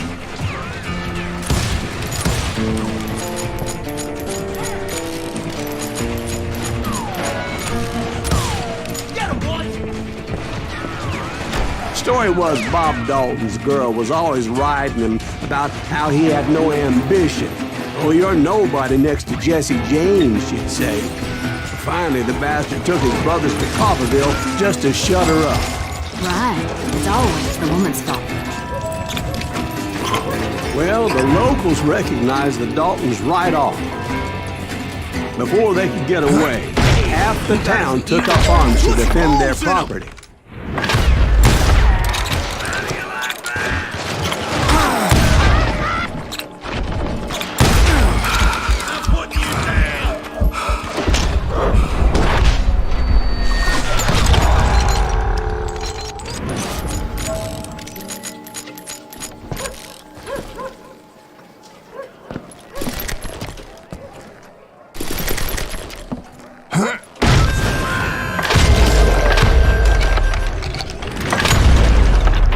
The brothers paid dearly for their stupidity, but everybody knows they had it coming. There's more to it than that.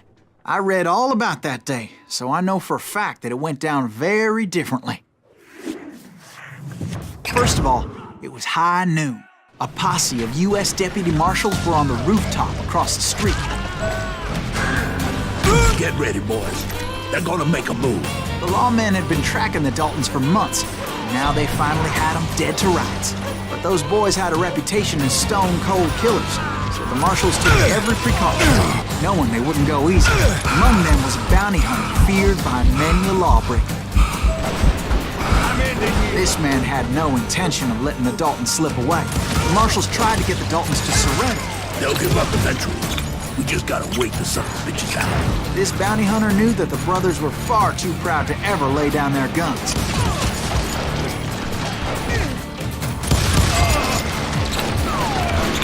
He went in there alone to confront those criminals.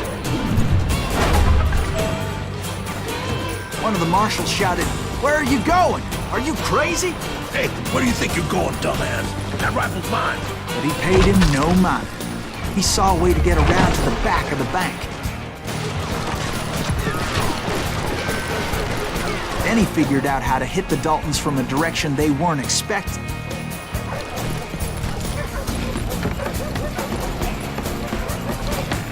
From above.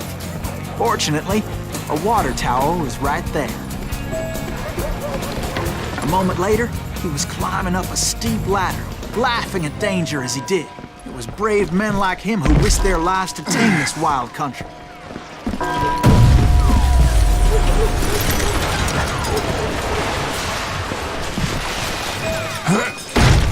We've got company!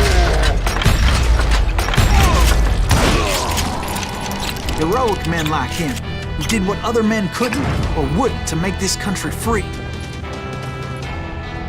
Like Jim Bowie and Davy Crockett, who died defending the Alamo. Is that Silas Greaves? Son of a bitch! Did that asshole just...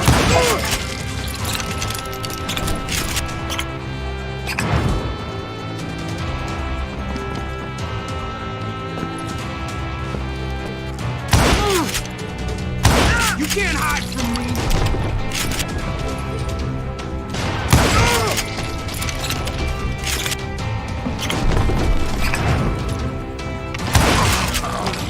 One sorry son of a bitch!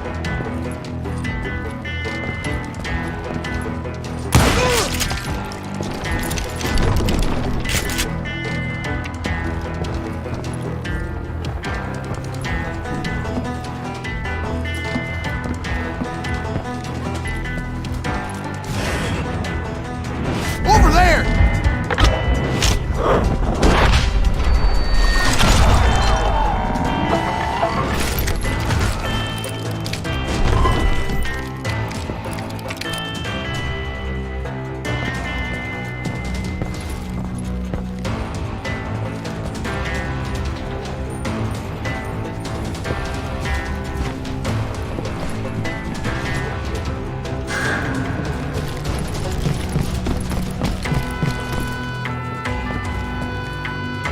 That's Silas Greaves! What the hell? God blam! He came away victorious, taking down those thieving Daltons.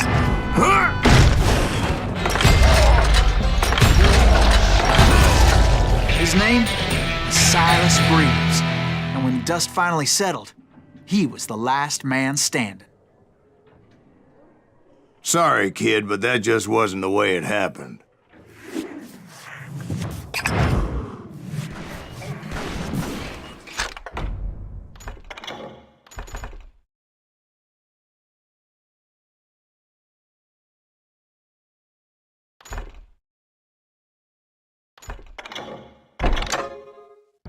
It was early evening, not high noon.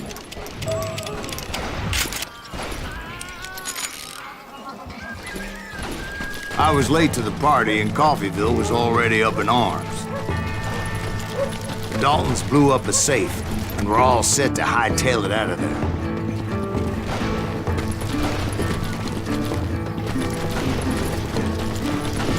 Those pathetic deputies surrounding the bank were dropping like flies.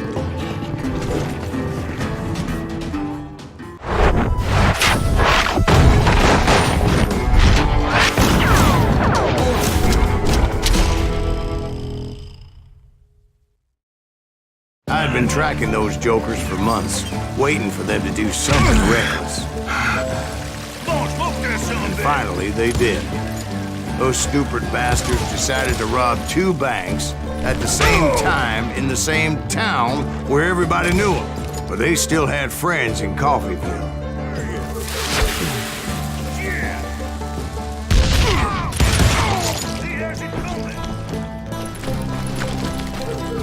You can't get me. Oh, so you're riding too now. What are you gonna do?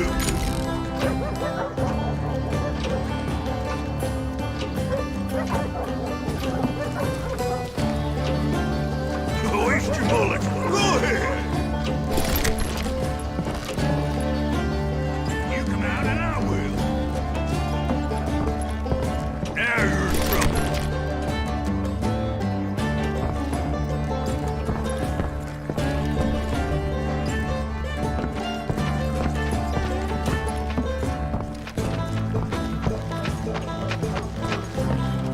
Face me!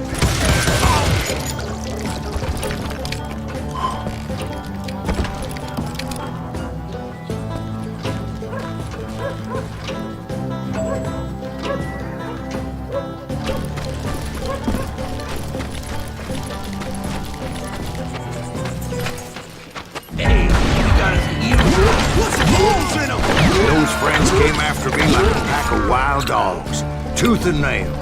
They were coming at me from all directions.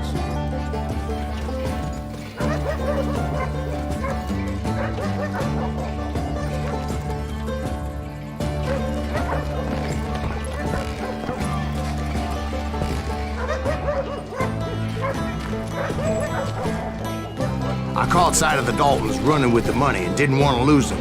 Problem was, they knew the town better than I did. To top it off, I found myself in the middle of another shootout entirely. Did the Daltons hole up in somebody's house? No, it was the Smiths, I believe. They were cousins of the Daltons, and they were shooting at the Browns, who were shooting at the Daltons, which wasn't any surprise, because those two families have been feuding forever. Kill that! And since the Joneses are related to the Browns, they shot at the Smiths, pissing off the Heimhoffers, whose daughter recently married a Smith. Well, bullets were flying every which way as all the old feuds in Kansas caught fire all at once. There was a hell of a lot of pissed off people in Coffeyville that day. But that's just the way life is sometimes. Shit happens.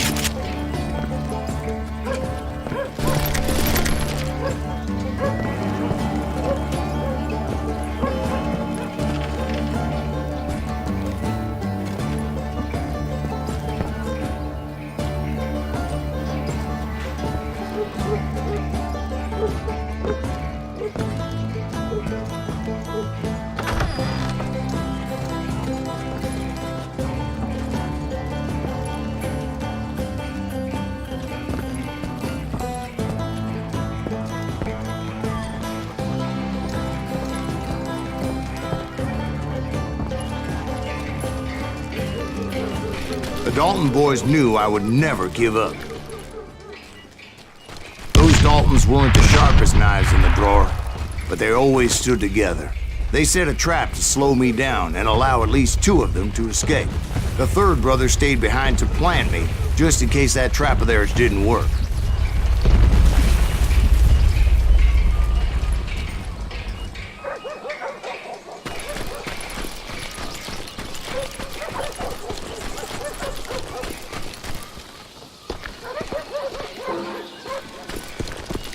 Was Emmett, the youngest, and he decided to stand his ground and face me down.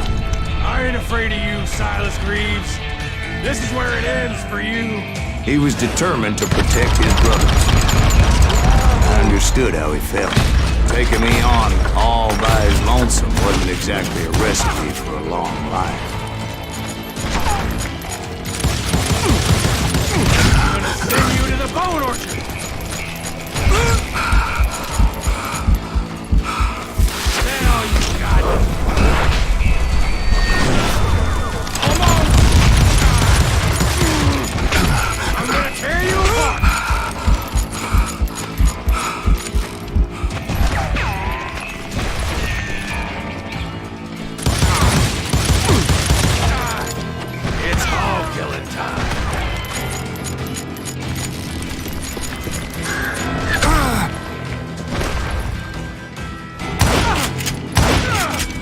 Send you to the bone orchard!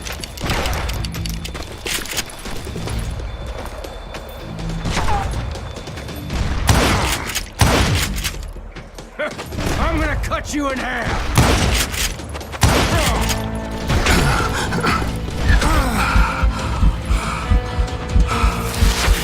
Coward and a cheater! I'll blow your damn head clean off! But Emmett Dalton survived the robbery in Coffeyville. He's the only Dalton who did. They say he was shot 23 times. Well, Dwight, who do you think put all those damn holes in him?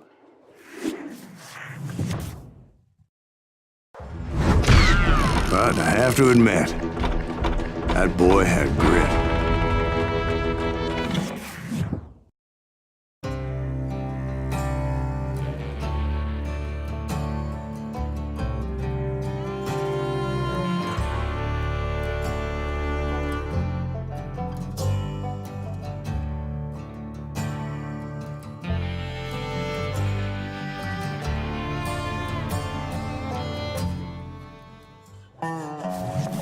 We'll get those suckers! It took me a couple of days to track the Daltons down.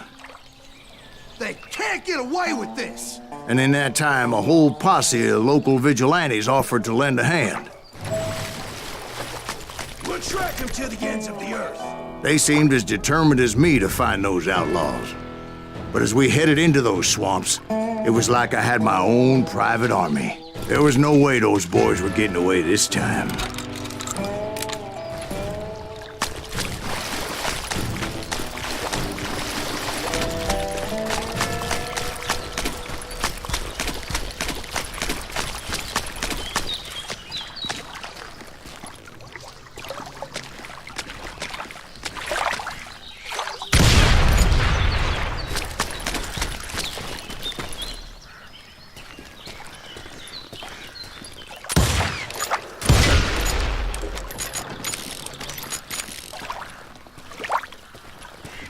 It was early fall, right?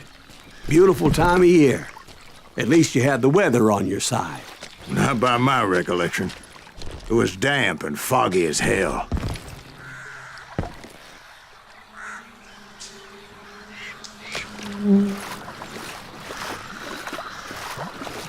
It was tough to stay on a true course, so we kept an eye out for landmarks.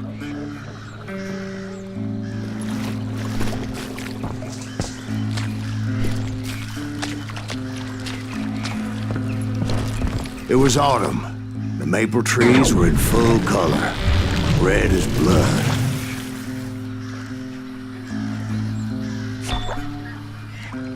The rains that year were torrential, so the whole area was flooded.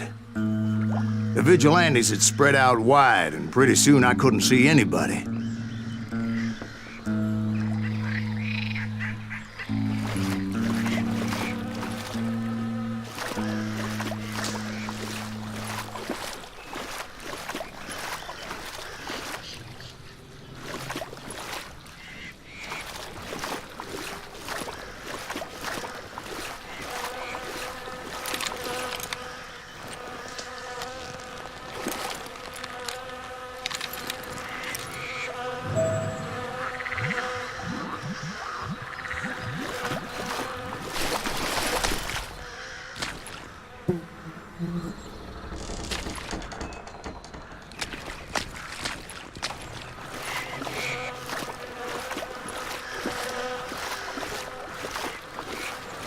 Bury them in the swamp! Plant them where they stand!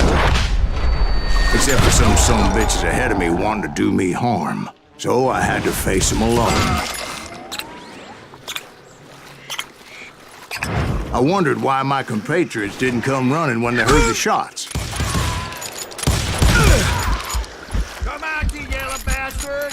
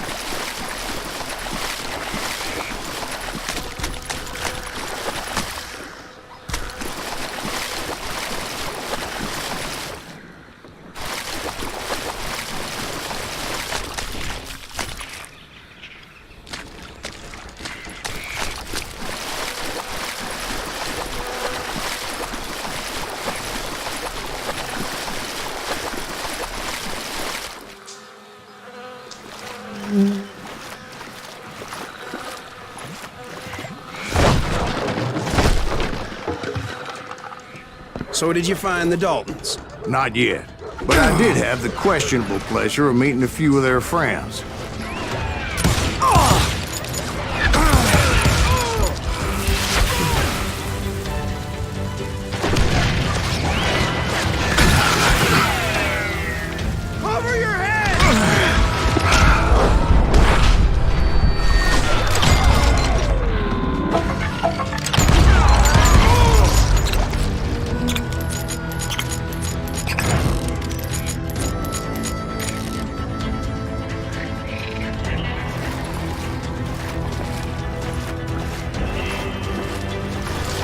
The boys had established quite a reputation by that time, so they attracted all manner of riffraff to their cause. You ain't seen no action. Just kill it!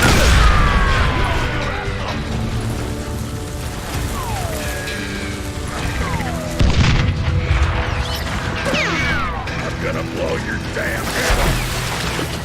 You've got to cover! How many of these is he gonna kill?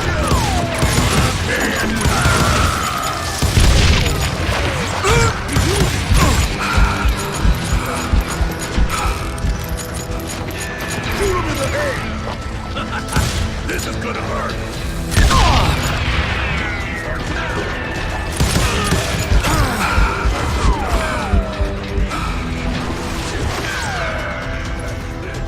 Die!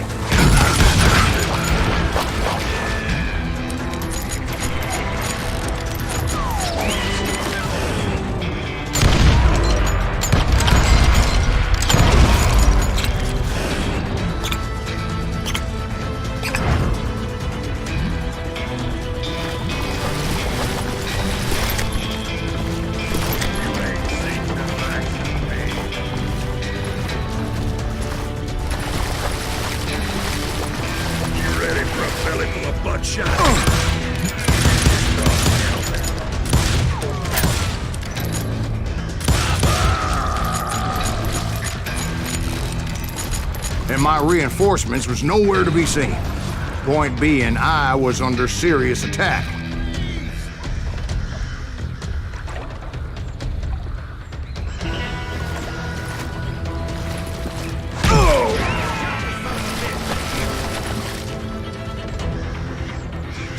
Bury him in the swamp!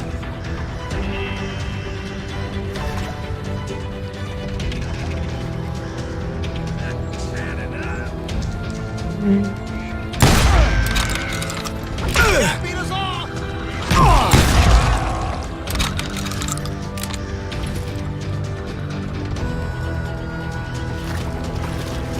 Somebody kill that son!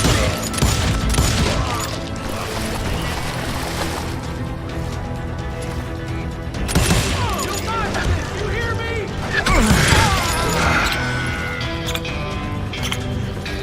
It's you or me?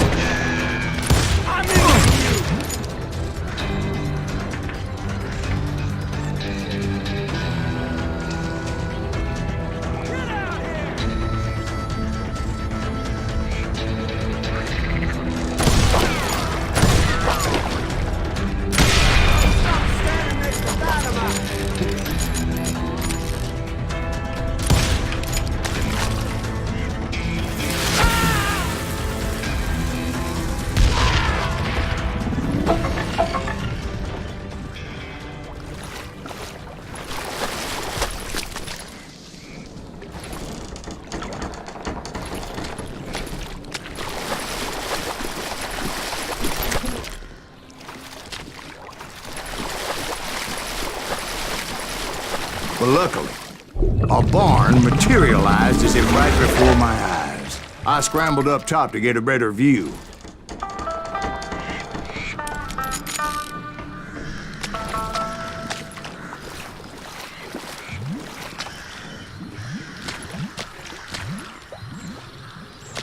but just ended up falling inside. So, how did you get out?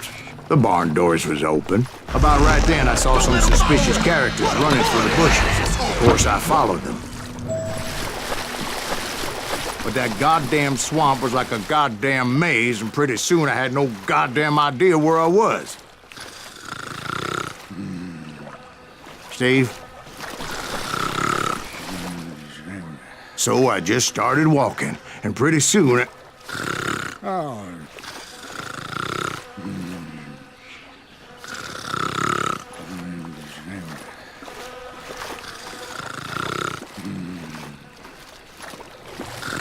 Oh.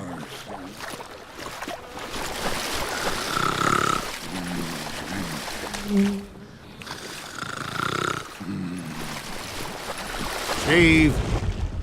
Steve? Huh? Oh, no, I'm listening. Indians surrounded me from all sides.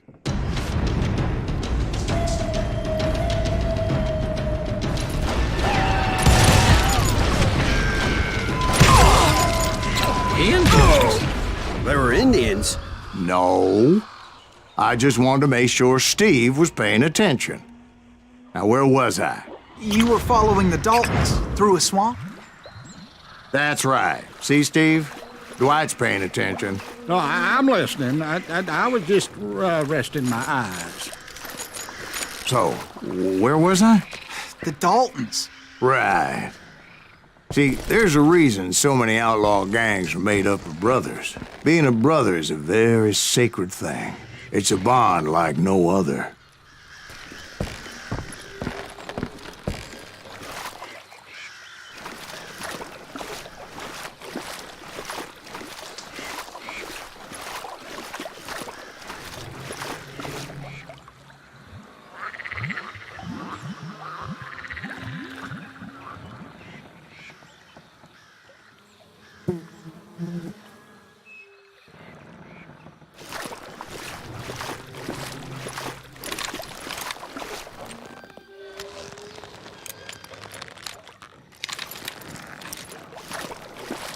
Bounty hunters! Stop that, son,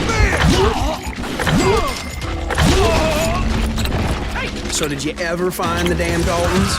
Not yet, but I did find a few of their cousins. You Kansans breed like rabbits. More Smiths or Heimhoffers or who knows what. But hell, what's more important than family? I bet Ben knows what I'm talking about.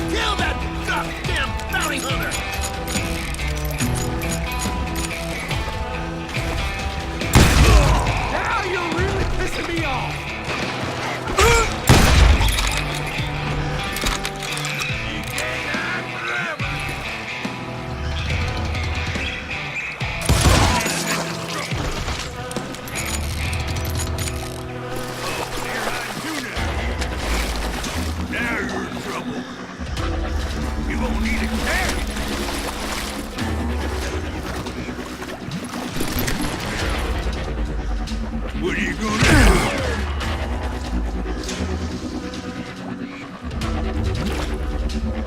Keep shooting. I don't mind. Waste your bullets. Go ahead.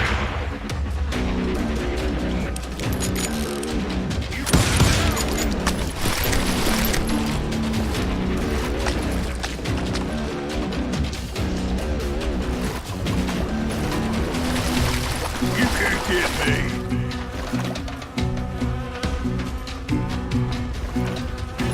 Oh, now what? In for the kill. Don't let that asshole get away with this. Ain't bothering me none. Boy, you are shit out of luck. God damn it!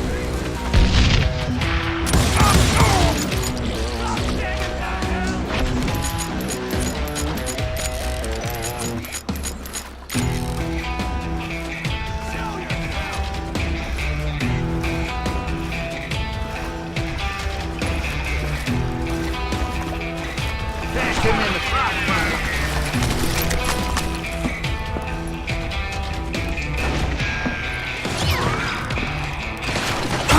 Shot the son of a bitch! That asshole just killed Red?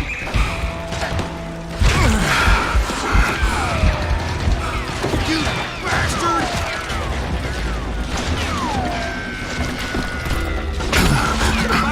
By the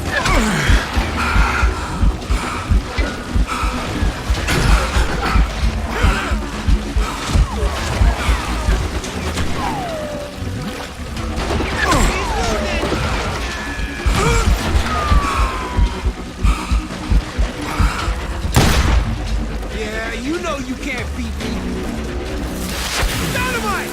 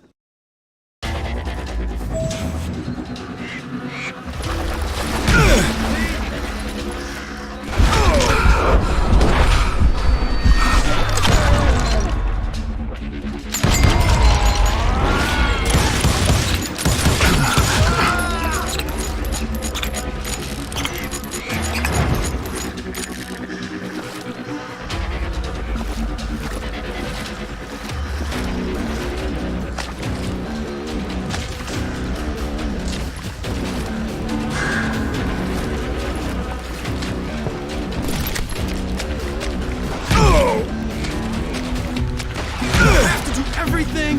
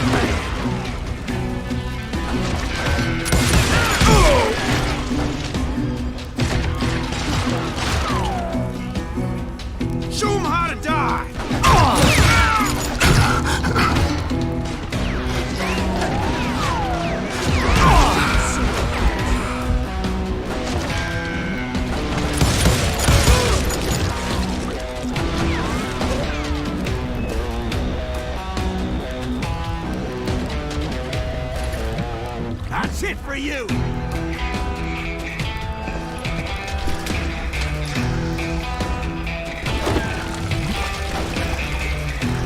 I'm ending you!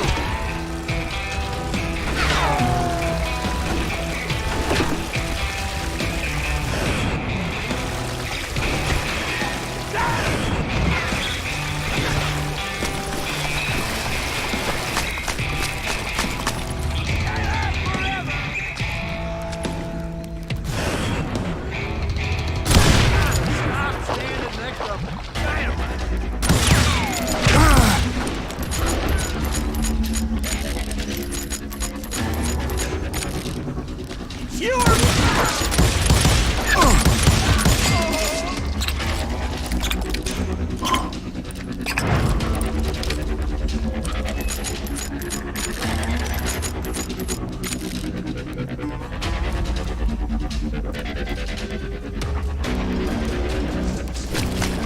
you're dead. Just like this, I knew those Dalton boys were out there somewhere, standing together against anyone who would threaten them.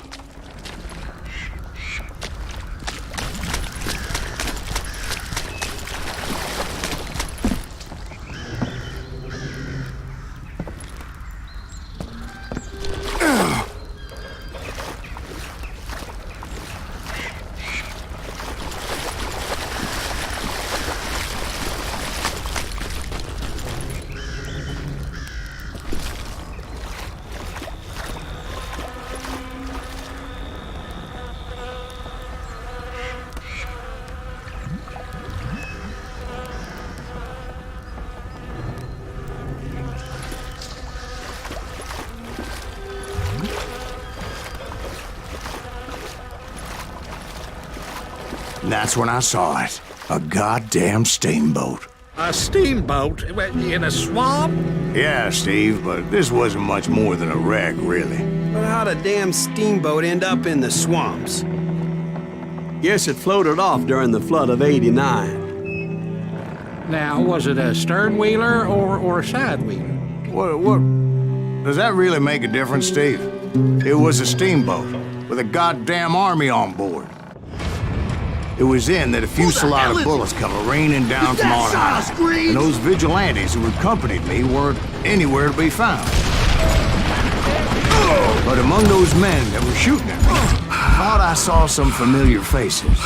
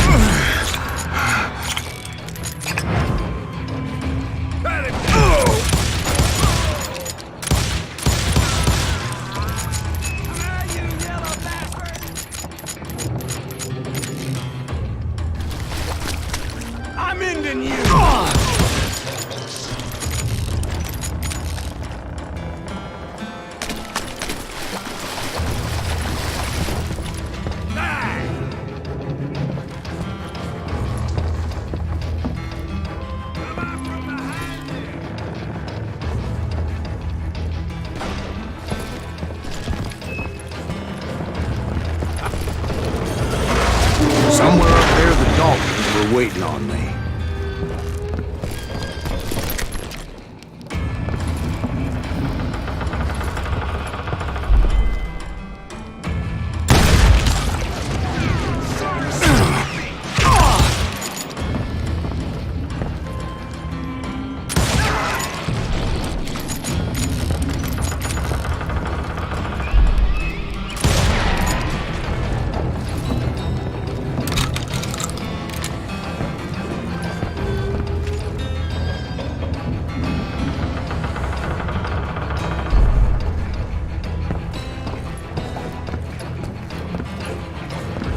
Sounds like you don't give up too easy. That's the kind of man I am, Ben. I set out to do something. I do it. Surrender just ain't in my nature. Plus, I'm stubborn as hell.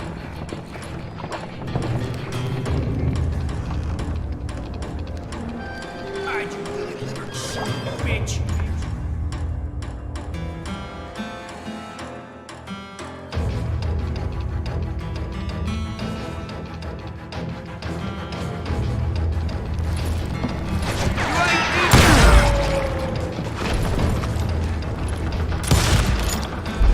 You can't hide from me.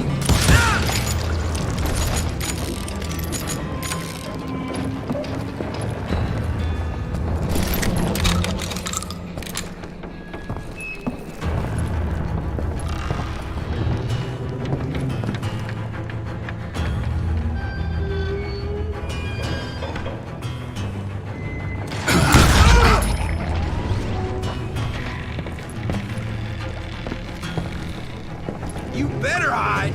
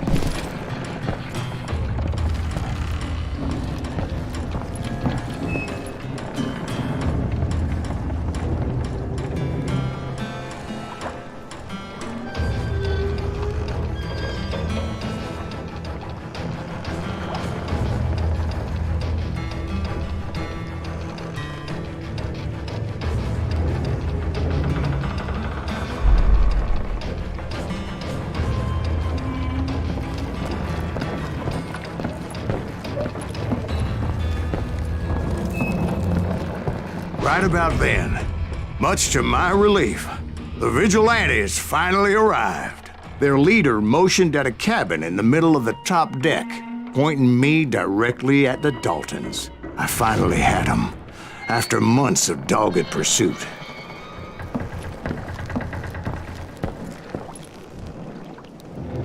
But it turned out that they had me. Take him out! I'm sending you to hell!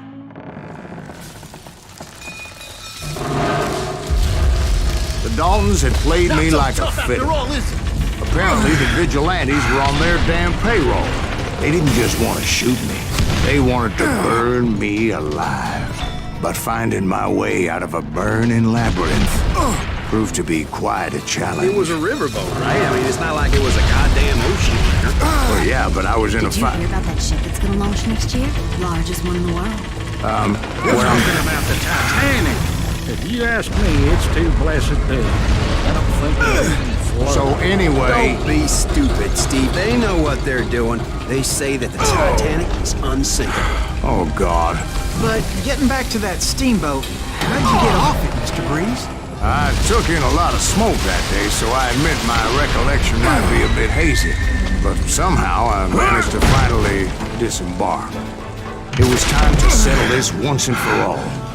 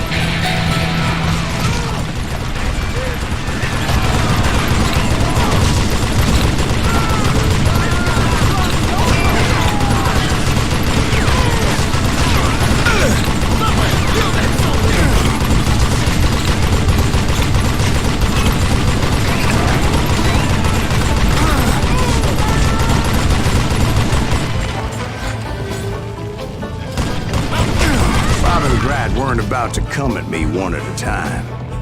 They were in this together. Two brothers side by side, determined to take me down. Confident that this time the odds were on their side.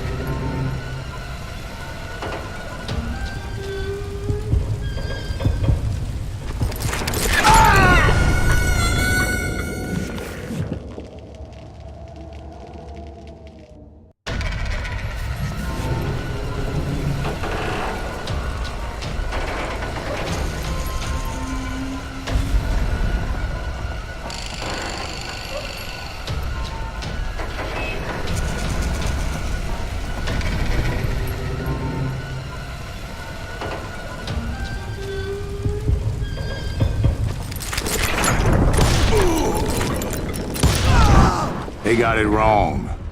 A sad end for those two. If they'd only known that Emmett was still alive despite his wounds. Paroled 14 years later, he moved to California and sold real estate and lived off the legend of that fateful day. And the tragic death of his two brothers.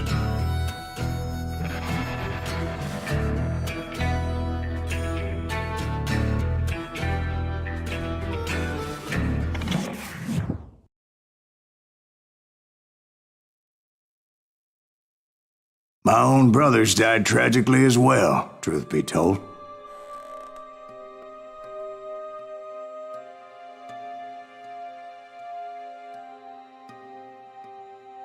It was 1868, and me and my older brothers were pulling a tidy profit running cattle into Juarez, Mexico. One night after my brothers retired for the evening, I found a little poker game in a cantina with a couple of cowboys. And I just couldn't lose. I even won an old Spanish coin that had to be 100 years old. Well, I was mighty pleased with myself the next morning as my brothers and I rode for Texas. But before we crossed the border, those cowboys caught up with us. It was Johnny Ringo, Roscoe Bob Bryant, and another asshole named Jim. They wanted their money back and everything else we had, including our lives, as those boys didn't want us coming for them later. Bob put that old Spanish coin in my mouth and said, "I won't have it said that I left you with nothing, boy." Well, those horses bolted, and there we hung as those bastards rode away. The branch finally snapped under the weight of the three of us, but being my older brothers were bigger and heavier, they were already dead. And right then, I swore to myself that I would avenge them. Ringo you know about. But Bob eluded me, until I heard he was riding with the Wild Bunch.